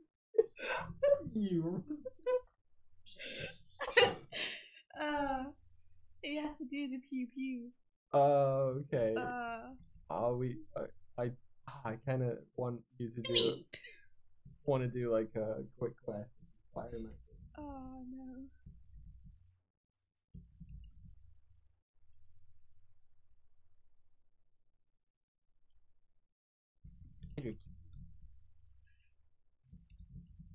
Did you watch the Game Grumps one?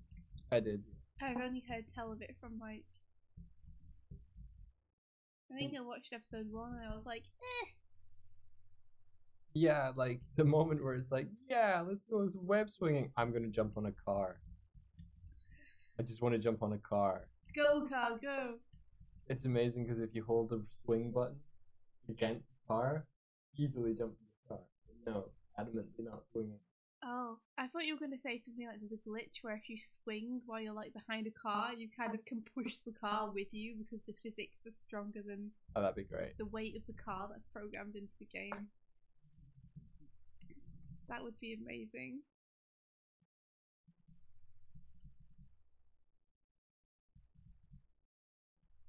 I kind of wish that just over time they just adding new abilities to Spider-Man in the same game, like web pulling a car.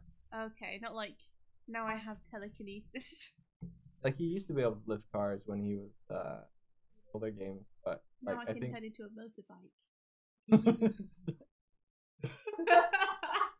That's it. No, this is great. It's perfect. I sound like a squeaky toy when I think I might be getting your sore throaty. Oh, good. I'm glad that you're gonna get ill and then get me ill, and then there'll be a perpetual cycle of illness. Germ tanning. The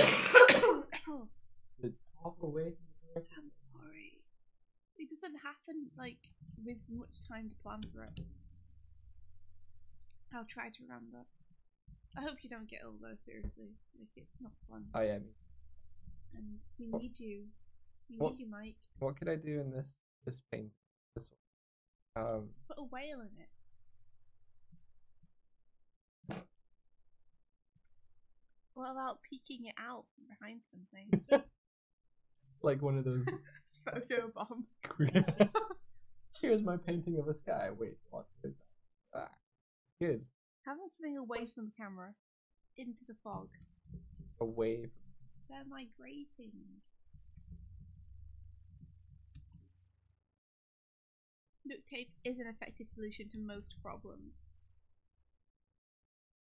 Peeky. Yeah, back to Spider-Man. Like, I want them to add transforming into a motorbike.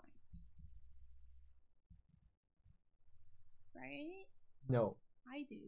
Okay, so there's a point where like you're attached to a wall And one of the powers in the game is a sort of like a higher jump. Higher jump. Higher, like you jump higher. Whoa. Yeah. They should add a pay to jump mechanic. No. And I kind of want you to be able to, like, when you're just attached to the wall, charge up a jump and then launch yourself off the wall. Right. Once. Okay. So that you can, like, so, like, you can do the same thing in different ways. Okay. What else do you want?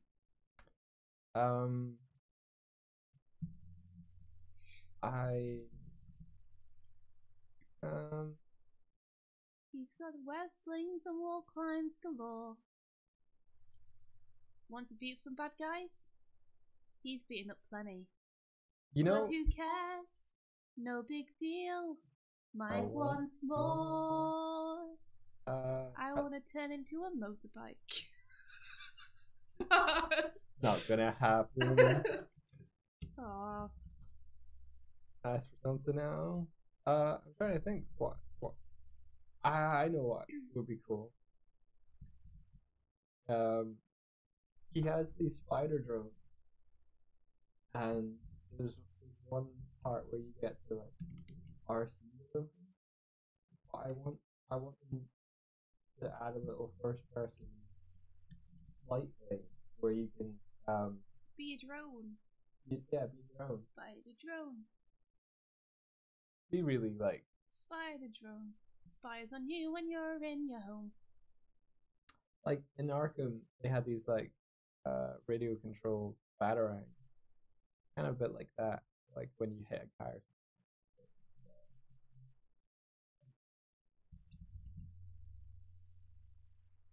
I want him to have a rainbow trail when he swings. Yeah, okay. Trails, sure. Here. I want him to have a radio. He does have a radio. That you can program your tracks into. Oh, so right. So you can play Sum 41 as you swing around. You know, you can just do that outside of the game. But Peter Parker's not doing it. Peter Parker! It's me outside the game, it's not stealing me. It's Peter Parker! Gee, Joan Jameson! I got Peter to speeder me! Oh my god. Jonah Jameson is in the game, but he's no longer at the Google. Google. The Google. Gee, boogie. Boogie. Boogie. Oh. What? Food is great for EVDs.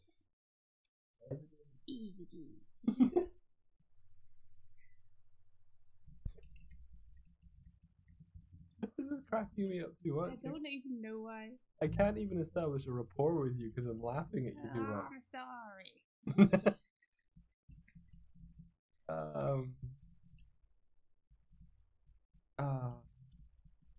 Anywho. What else would be? The spider powers.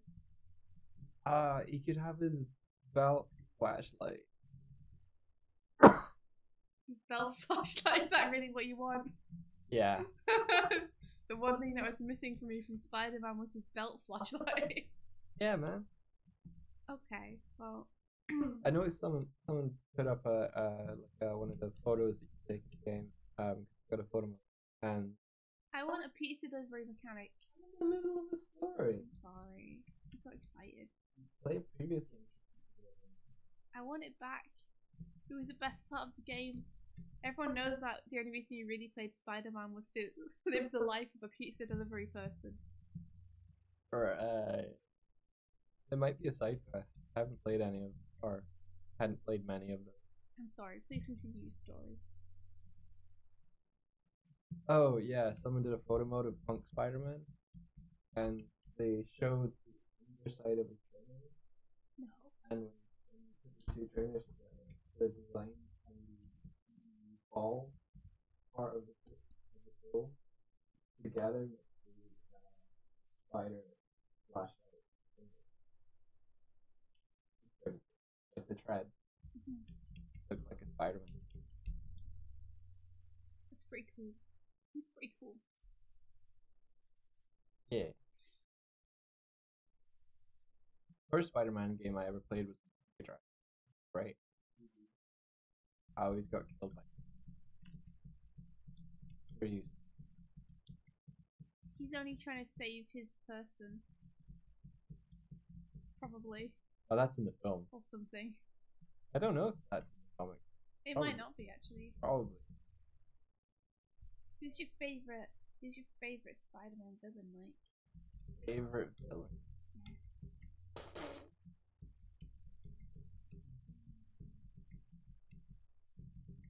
That's a good question. Oh. Huh. I mean, Venom's pretty cool. Yeah. Are you gonna go and see Venom when it comes out? Probably not. Poor Venom. For Venom. Doesn't have any friends. I'll just wait. He made a film and he wanted everyone to come and see it. Oh. No one's gonna go and see it. Like, yeah, we're gonna do a standalone film for Venom. It's gonna be just there and no one's gonna be in the cinema, who's gonna be in a suit. Sad Venom. Sad Venom. Nobody loves Sad Venom. The people making Venom recently announced that they're gonna make a Morbius. Morbius? Yeah, Morbius is like Spider-Man world, one of their answers to vampire. Oh. Like scientists. God damn these scientists. Fat dude. They should stop sciencing. They're making everything worse. I think in the animated series, which is where I first saw Morbius, yeah, he actually gets like messed up by experimenting Peter's blood. Whoa, so he's like, it's thanks to Spider-Man that he exists. Yeah. Moses. Which is a trope for like a lot of film villains. Are they all like half Spider-Man?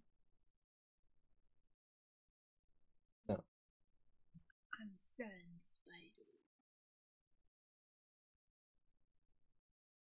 Oh, that was my neck. That sounded happy. Not painful at all. I heard you though. I heard you the first time. If Tibbs lived in a comic world, they would be so quick to protest against animals. Exactly. Like, wait, you're experimenting on raccoons? Okay, now stop. Stop doing that right now. Don't make Raccoon Man. Please get back to like researching how to cure cancer and stop trying to add arms to raccoons. This isn't going to end well.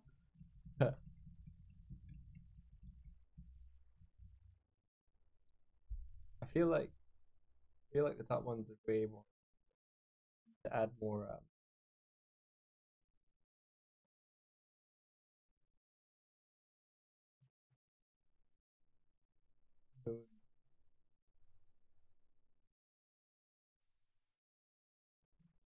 Jingle shine.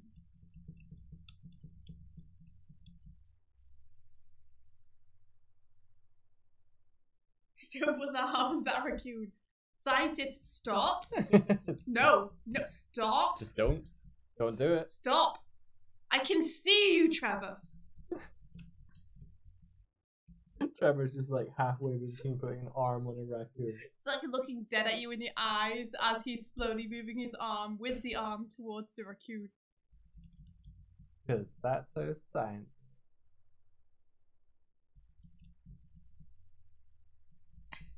Which Trevor asked, which arm? In the moment of confusion, oh no, he's stuck.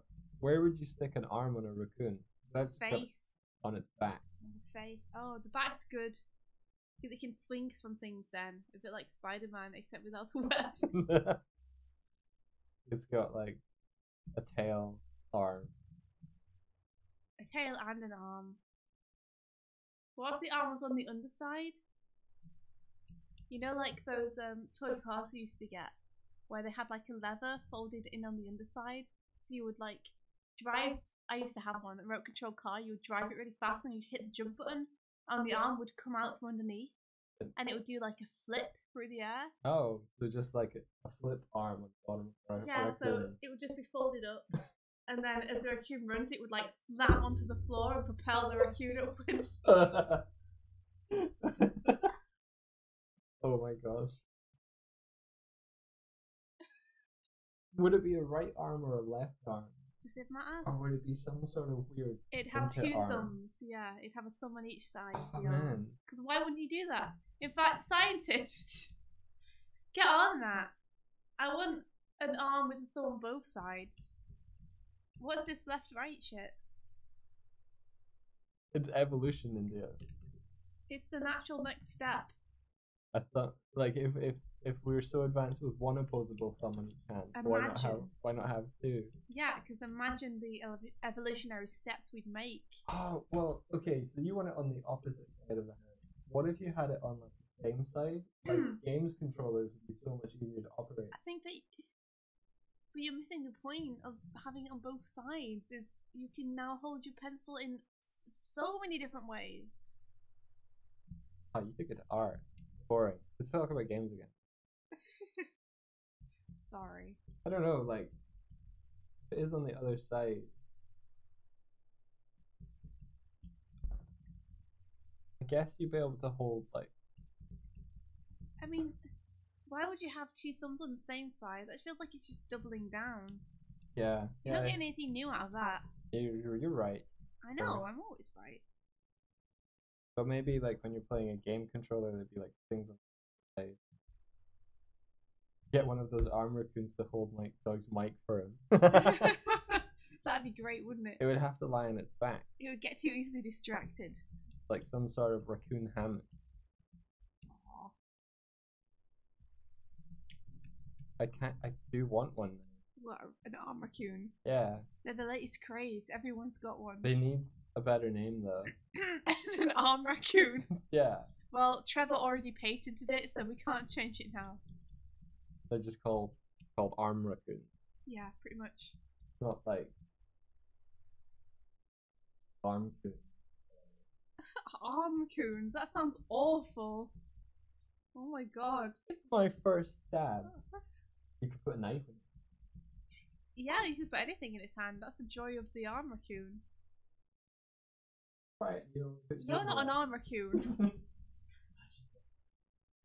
That would be terrifying. There'd be no stopping her. But it'd just be on her back. It'd be like this. She's got such evil intent. She'd open doors and stuff. She'd be like on the ceiling in corners and stuff looking at us. She went out of the room yesterday and slammed the door. She did. This thing is propped up with like a DVD case. You can probably see it. Kind of the black thing. Maybe I should throw something.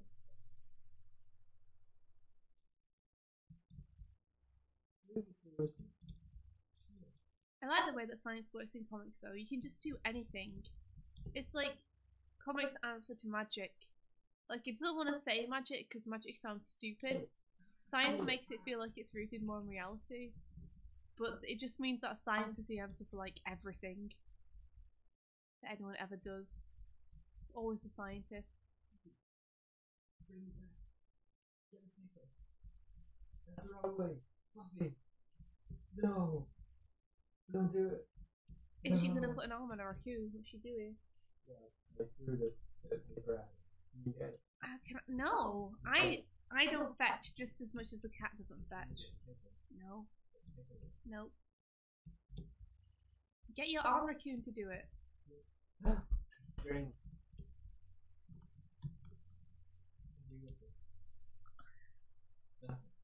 Tie the microphone to you. I don't know what he's doing now. He's gone mad. This is what science does to someone, you know? It's sad to watch.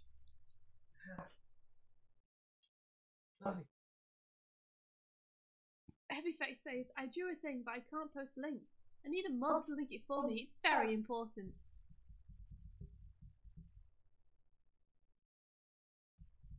Oh yeah. Do you wanna pick that up? Epifect's thing. What do I? Oh, if you post it in the Discord, we can plop it up here.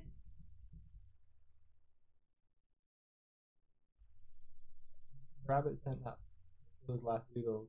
It's true. I want to see them bigger. Yes, it's true. Like wizards did it, become scientists did it when it's in a comic book. I got it. He looks so good. Oh my god. Okay, I can put this up.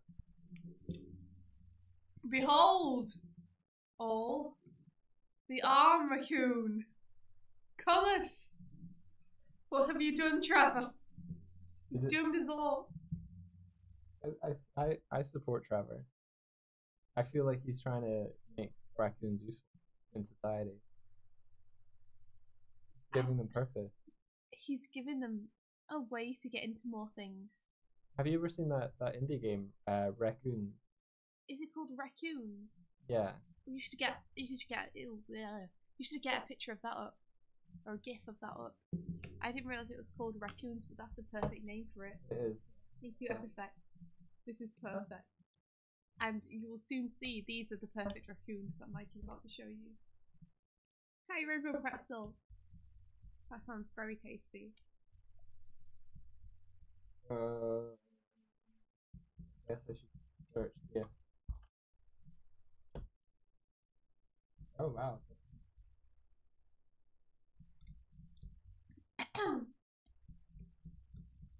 I would think that there would be a lot of gifts of raccoons. Who'd have thought so?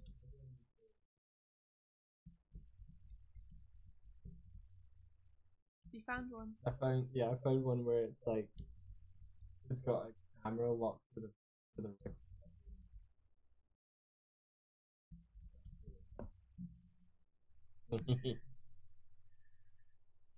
So you see, you don't really want to give it another arm.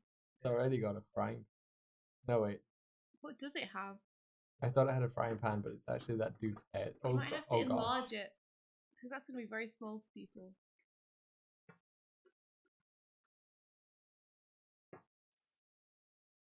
What is he? Is he like a park ranger?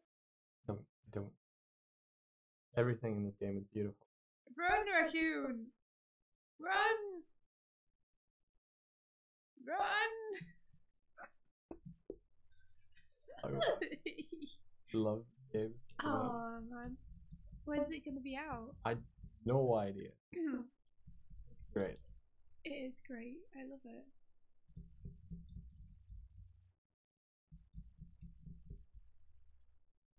I feel like I could have been born a raccoon and not much would have changed. I think there'll be some subtle differences. I'd be a bit less furry. You'd be less. I'm sorry, my voice is going. Oh no. Oh no! Now what we're gonna do? We won't be able to get that sick echo. Good. Oh, Rainbow Pretzel. Oh, we don't have time. Yeah, sorry. At a minute. Sorry, this is actually, I'm working on an animated collaboration right now, and I'm overdue on it because I took on too much work. So there's just no way. I resolved to say no to the next batch of things that come my way. But thanks for the offer very much. And they're out. Goodbye. Okay, bye bye. I'd love to join your nap. If it was a nap, I'd be all in for that. Heck yeah. Group nap. People think group naps are just for toddlers, but they're for artists too. It's important. If we had a studio, mandatory naps. We would have mandatory post-lunch naps. We'd do the coffee nap thing. We'd be like, okay, everyone get a cup of tea or coffee on your break. Okay, now everybody nap.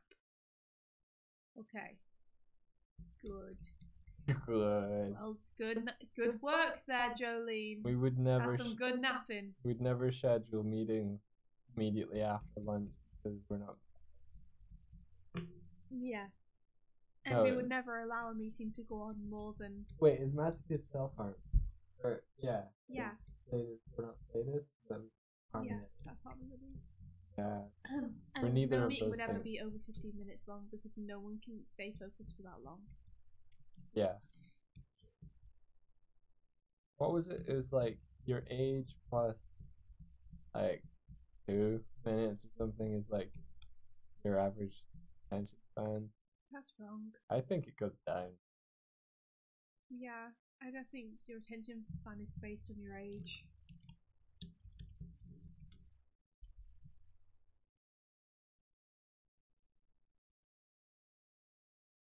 Ron, are you trying to type up a report while you're napping? Bad, Ron! Whap! That's a newspaper. We would never hit our employees physical without a newspaper. No physical thwapping, do you? Yeah, physical flapping. Newspapers can be used.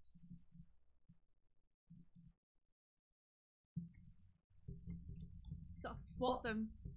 Swat them back into work mode. That's the way it works. I mean, out of work mode.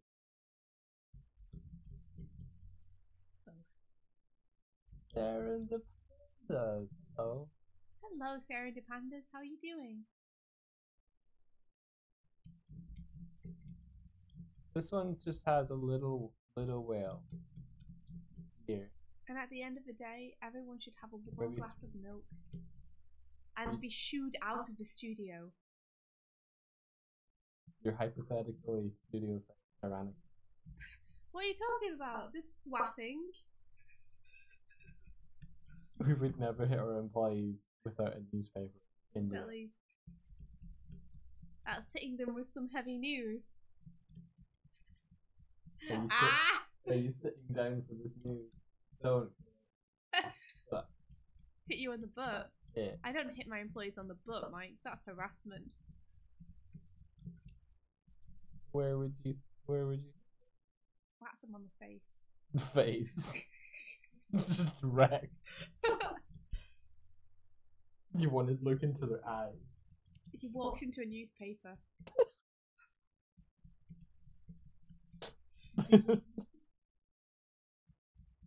They did it again, didn't they? I can read it all over your face. I'm sorry. Bad joke. Would your special move be called the page turner? Maybe. That'd be a pretty good one. Did I summon you? Do you want the paper again? I'm gonna throw it. It would be good though to have a studio where people are like forced to leave at 5:30. They're like, no, get out now. Go on, go home. Go and do something else. Get out. Go. I don't care about the deadlines. Go home. Relax. It's our own fault for having unrealistic expectations. We'll handle it. That would be the day, right? We planned this bad. When they're like, yeah, no, we screwed up. You guys are working really hard. Go home and get some rest. Oh, I recently joined a colorist, and some of the stories in here about like deadlines and stuff. We're doing okay, thanks, Sarah. Epiplex and Tibbs are proposing wrapping heavy objects within the newspaper. That's advanced mode. That's dedication to your job. I like the simplicity of this. Yeah, me too. Looks good. Have you thought of doing... I've not thought of any. Okay. What? I was going to say a whale with an afro. A whale with an afro? No, I had not considered that prospect. Okay. There's... I did put a clown nose. That's only like a step away. Yeah. I mean, clowns have afros. Well, is it considered an afro when it's on a clown, or is it just curly hair? Is it clown hair? I don't know. Because it is, like, somewhat circular. Yeah. I mean, afros can be square as well, but it's a dense curliness of hair.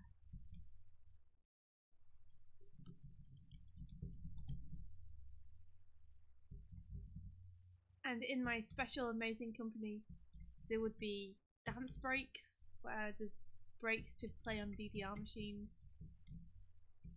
because it's good for you to move around, get a little bit of exercise on your break, and you might as well do it in a way which is fun.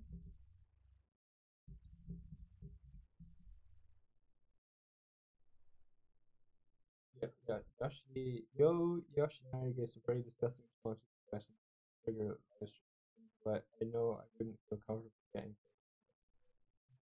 Wow. Wait, who is Yoshinari? Is Yoshinari one of the animators? I wouldn't feel comfortable getting paid too much for animation. It's really sad because it's such hard work and such long hours and so intensive and grueling. And that just that sounds like someone who has been taught to feel like their work doesn't have value. Yeah. Like, it feels like someone who's been told by a lot of people what you're doing isn't worth very much, even though you're working so hard at it.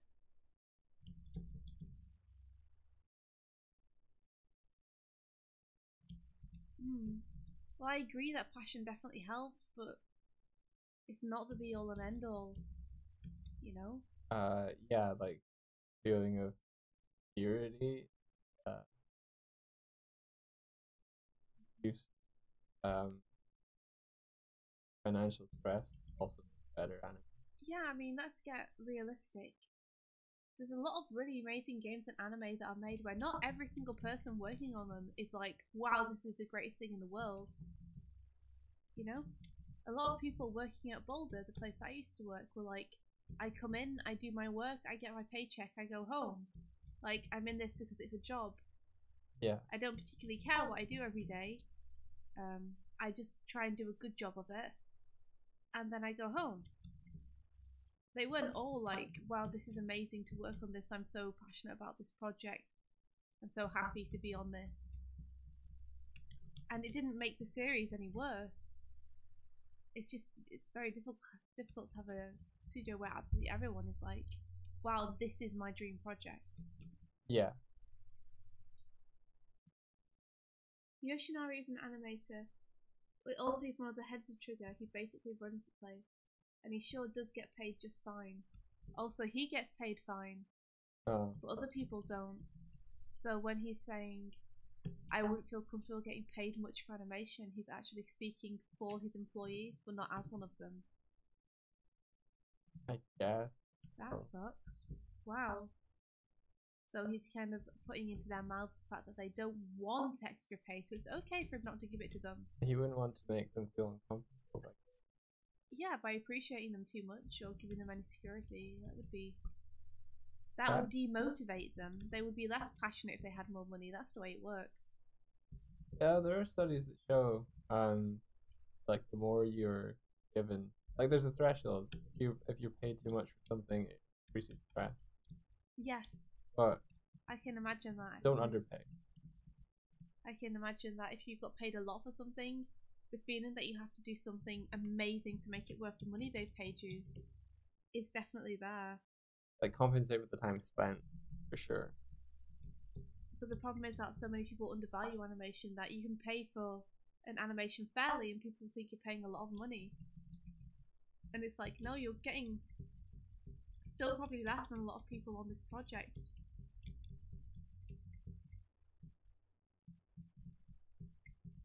Oh gosh. This bow tie is going to cause me trouble, I can just tell right now. Gosh, love this brush.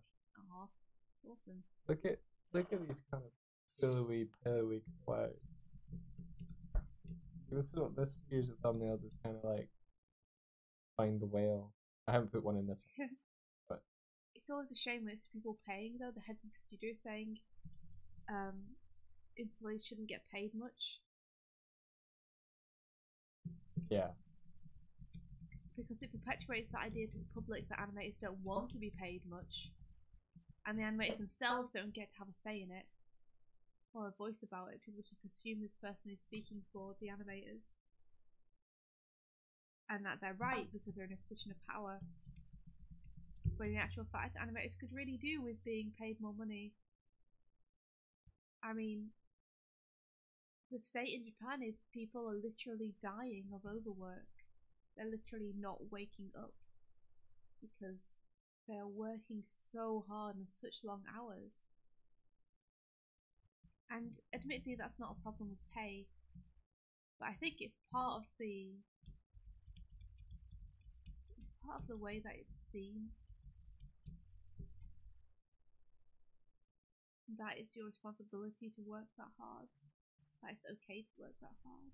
That you don't need compensating. Like the hours, I think, are the real problem, to be honest. Yeah, the hours invested, like the amount of hours. Like unless the hours they're putting in is directly because they need the extra money, and I know in Japan a lot of people are paid per frame. Right. Okay. Yeah. So it is literally the quantity that. Yeah. So if that's not an expectation thing, and it's more a like I need to make this much money to be able to feel secure, so I need to work this many hours. Hey.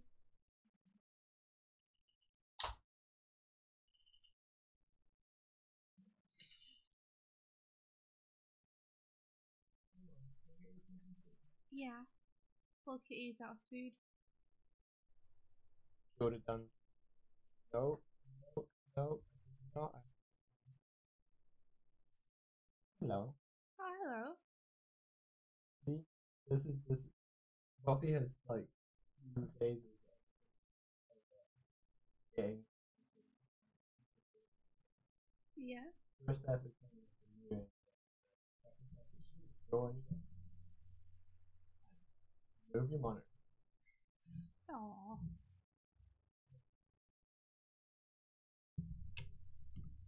Go.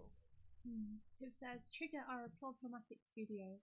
They have an interesting office dynamic where youngsters are encouraged to learn directly from veterans. But I don't think that's worth a disgusting pay level. No, definitely not. That's a fantastic practice. Don't boop the mic. That's a fantastic practice. They should definitely be mentoring people like that. That's great. But that's not an excuse. Thanks. It's not an excuse to underpay people, but they're getting that. That should be a regular practice of studios. That should be something every studio does. That should not be something that you have to be thankful for and pay the studio in your wages for. It should be something that the studio is happy to invest in because it makes their animators better and learn faster. Alright. Should give me on my plate. It's got cheese on it though. That's spicy. Oh my god, no, don't. No, I'm not suggesting that we deliberately.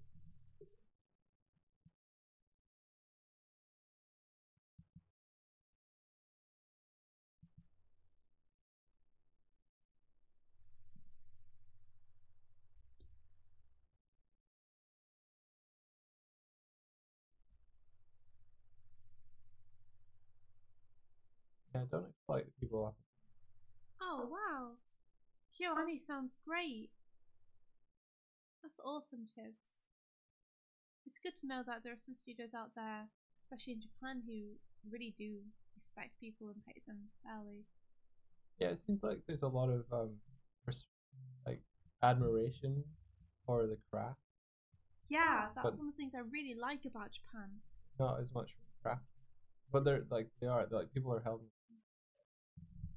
It's great though. Like in the UK and Ireland, you hardly ever see a poster for a cartoon. Like a big banner advertisement. Not for like TV for stuff. An upcoming like series. Yeah. An animated series? No, never. Hardly ever. Like there's hardly ever any merchandise pushes either until like afterwards. Unless you go to, but that's Disney. Yeah, well, I mean, there's lots of merchandise pushes, things like Transformers, Teenage Mutant Ninja Turtles, because they're built around toy franchises. Yeah. But there's hardly ever story animation based around narrative rather than selling toys that has a ton of merch just because there are so many fans of it. that people want figurines of the characters. They want posters of the characters. Here's a question. Yeah. Do you think you would ever make a like Girl in the Gym figurine? Yeah, that would be badass. Yeah, cool. Yeah, like that would be really cool. Little midge action. I'd love to do that. I don't think it would be so much an action figure. More like just a kind of posable. I wouldn't see it being posable. That's the thing. Oh, okay. So Because I'd see it more like it's a display thing. Right. Yeah. A statue. Yeah. It's just a figurine. That'd be really cool. Super awesome. Like, I'm very particular about the kind of merch that I imagine for stuff, you know? Have you seen you as a raccoon? No. What? Oh my god. Oh my god. Wait a second. Send this to me. Send this to me. I want to call you raccoon. Send this to me, rabbit. I must have this. I must have this in my face immediately. Oh, I want it. I wish I was a raccoon. Everything would be better. Thank you, rabbit. Thank you so much. You are quite raccoon. Thank you. They're adorable. I've seen a lot of raccoons on my Twitter feed recently. They kind of just lie on their back, on their bellies, and look sad. Yeah. Oh my gosh, it's the best. I saw a tweet where it was like raccoons always seem to be like telling someone how big. So like that. Thank you so much. I still have that raccoon from left. You do. Let me find you some quality raccoon material. Big mom. Oh yeah, I know the ones. They are kind of posable, but you pose them into the display you want them in. Yeah, that would be awesome. Okay. I think I've seen one where obscure the gem, where they have like.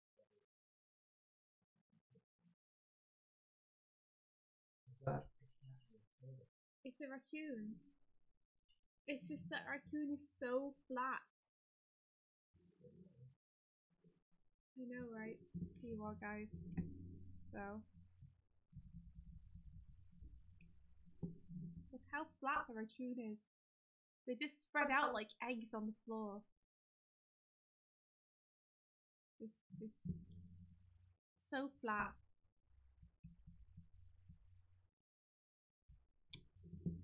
They're amazing.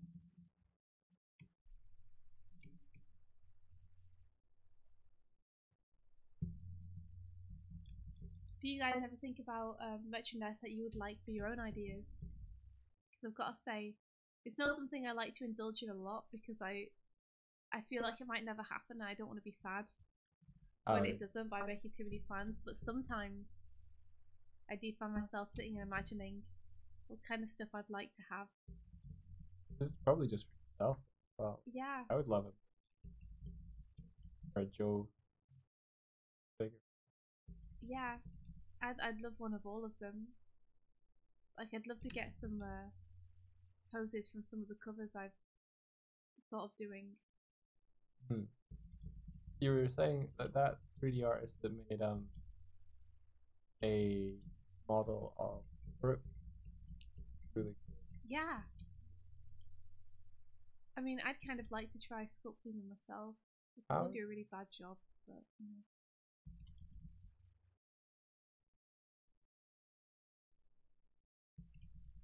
I think I've made this.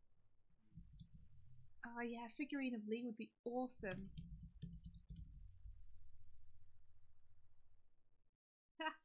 That's awesome. His way of getting ahead of himself is to imagine interviews and behind the scenes videos. I do sometimes imagine behind the scenes videos, and then I'm like, if I ever wanted to actually do that, I should have been filming this yesterday. Oh yeah.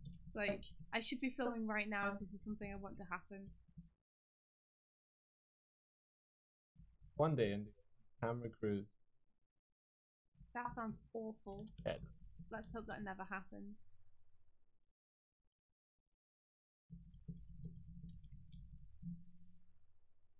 Well, you could have one of those cheesy office behind the scenes things where everyone's obviously not working, but is meant to appear like they are. Oh yeah, yeah. So they have like the model for Rapunzel up, and they're like, yeah, I'm just animating it, and they have a scene that's obviously already been animated, and they're like, I'm just animating this hair follow through now, mid-production. Film's already out. As we are, like this. Lots of people gathered around one person's screen with like their hands rubbing their chins and their hands on their hips, all discussing what they should do. And the person at the screen is smiling instead of looking really like put upon and harrowed at having loads of people around them staring at their screen. I hate those experiences. You're part of a group discussion about a certain aspect of the project, but your monitor is the gathering point. People are like over your shoulder discussing stuff. I hate that. You want to either stand up and be part of it, yeah, or you want to just like step away from the screen so people can just point at it. Yeah, I pretty much. Like, I don't want ownership over what's on the screen, what you're talking about. Because you have your back to everyone. Yeah, you can't really take part. I remember being in one of those circumstances, and the lead was like asking me to change stuff, and I said, okay, I do that, but it's okay if I like do that later. I want to be part of the discussion that's going on behind you. And it's like really insistent of like, no, change these names. Like, okay, but there's a game design discussion happening that neither of us is part of, because you want me to change this thing to this color. Yeah. Because there's a lot of times I was just thinking about a project I want to do and realise I'm framing it as an interview. Yeah, I do that a lot too. Like, I think about people being like, so why did you choose to do this project? So, what are you hoping this project will do in the future? Kidding. Sorry.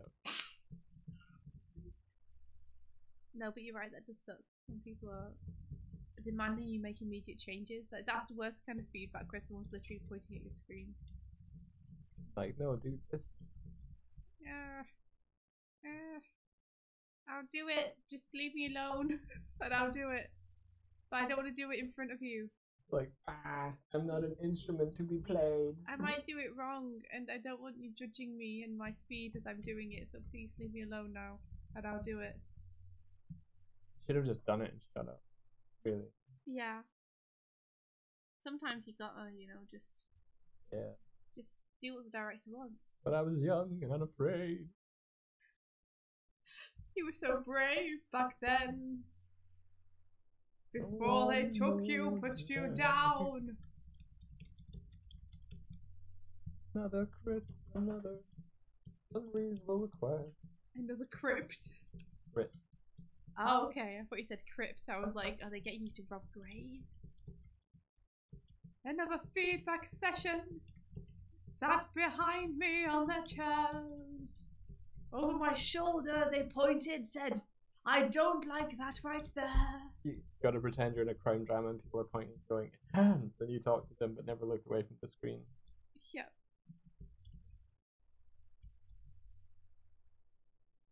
I think it was like the feathers of the arrows in the quiver of one of the characters were orange, and they were like, can you make them white?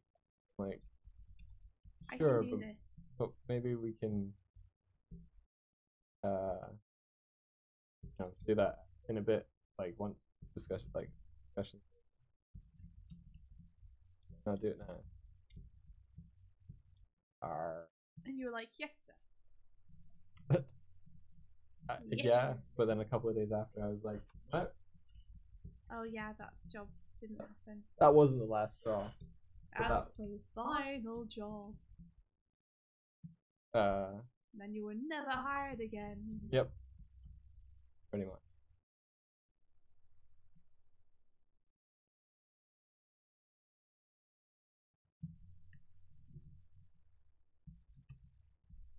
press the button that makes things how I want. Well putted. Sorry, I feel like I have to like give a little bit more context. Mm-hmm. I was the art lead on that project, and I agreed to work on the project as long as that was how it was going to be, because I'd worked in the past, and the people who hired me were like, okay. And then this person finished their project and moved on to our one and immediately assumed control of the project.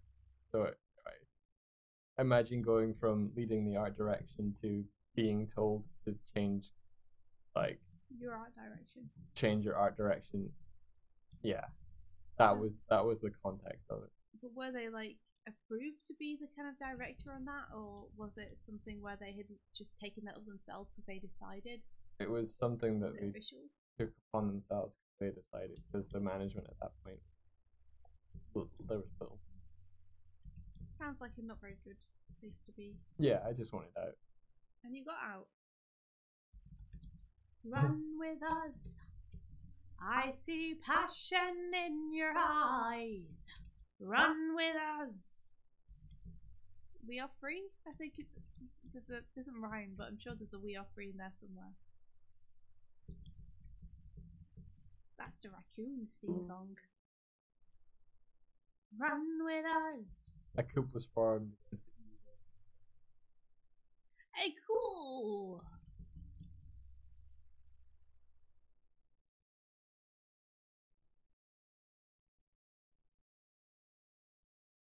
That was me and my job. You were so obstinate. Not like that. Now you're flexible and supple like a alpine twig. Yep. I can bend you to my will. Unless it comes down. I just realized that example was actually like color. It set me off. You got very annoyed about the fact that you were being given color direction. It's in the context of like I got hired to be a concept artist. Same thing. And I gave up a whole bunch of color concepts. This person column. That sucks. But still got paid and stuff. Sort of like why?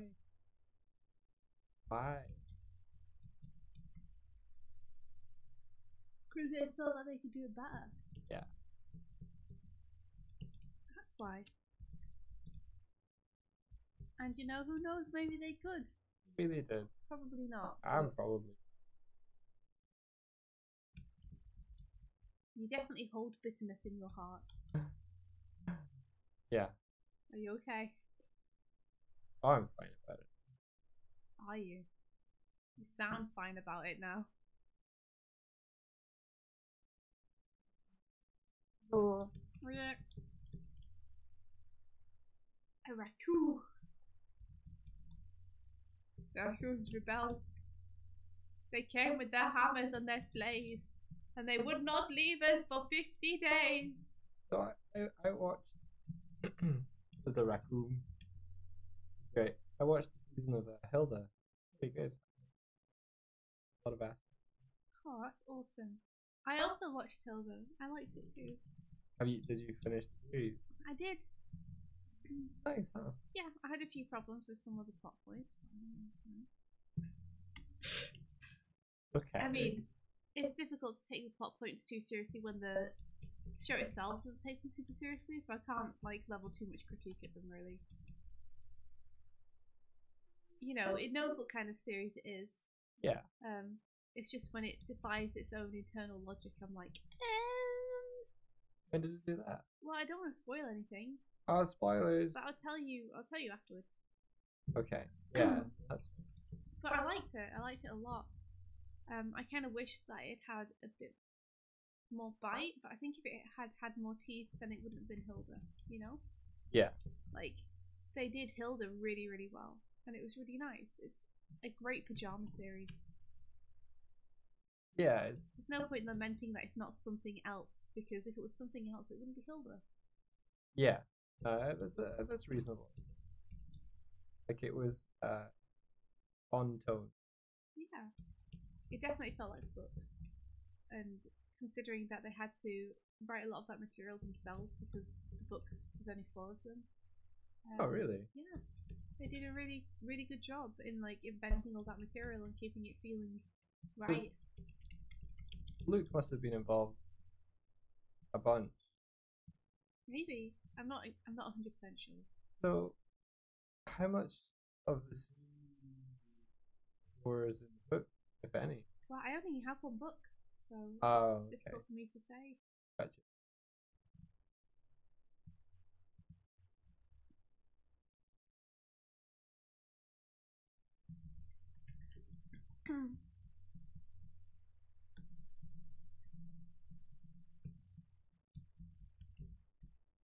Probably head off.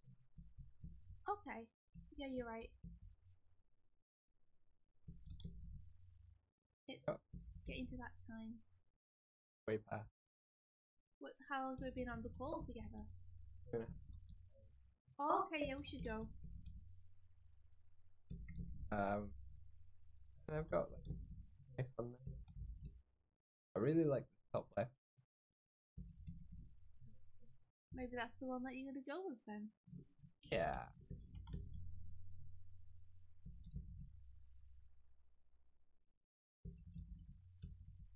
I like this kind of not hidden world. This there's a whale, but it's the focal point. But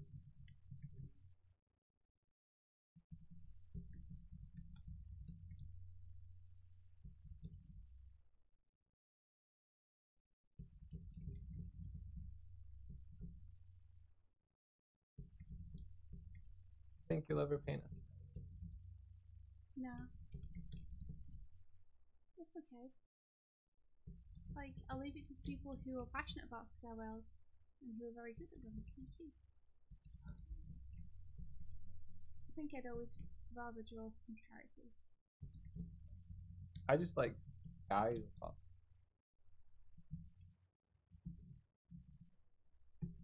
Yeah.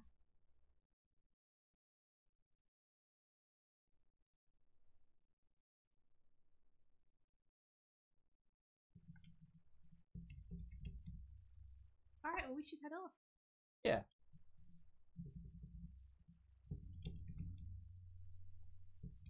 It's up to you, Mike. You have the control of everything. Yeah, I was just trying to get like a classical. Get them whales. I do like that bottom left one too. Yeah. This one. Yeah. Oh, Tibbs, that's cool. What date is it that you're going to be going for? Yeah, Rabbit, you completely spoiled us with 3 whole doodles, and they're all fantastic, and I love them. Thank you so much. I love you. It's so cool to have you back again as well, and to hear about how everything is going. 9th of January, awesome, Tibbs. Cool. Thanks for letting me. Yes, that's good to know. You're gonna get that shoulder fixed, and then you're gonna rest up. And I dare say you'll need it at that point as well. More than ever. How's it been treating you, by the way, while you've been working?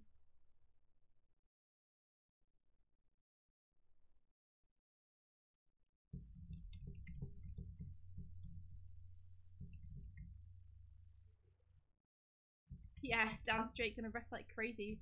Gonna catch up on any anime you haven't yet seen. There'll probably be.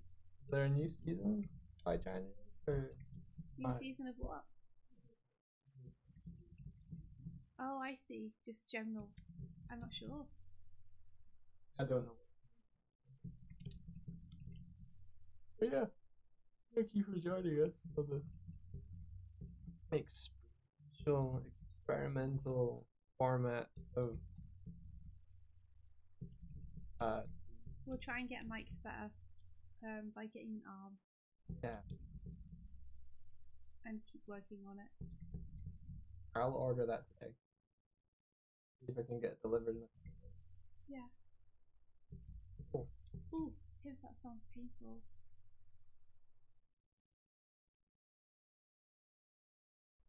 Yeah, ow. Yow. Yow, yow, yow. Wow. Alright, guys, well, take care of yourself. Yourselves. Plural. The rest Of your day. With Spider-Man. With adventure.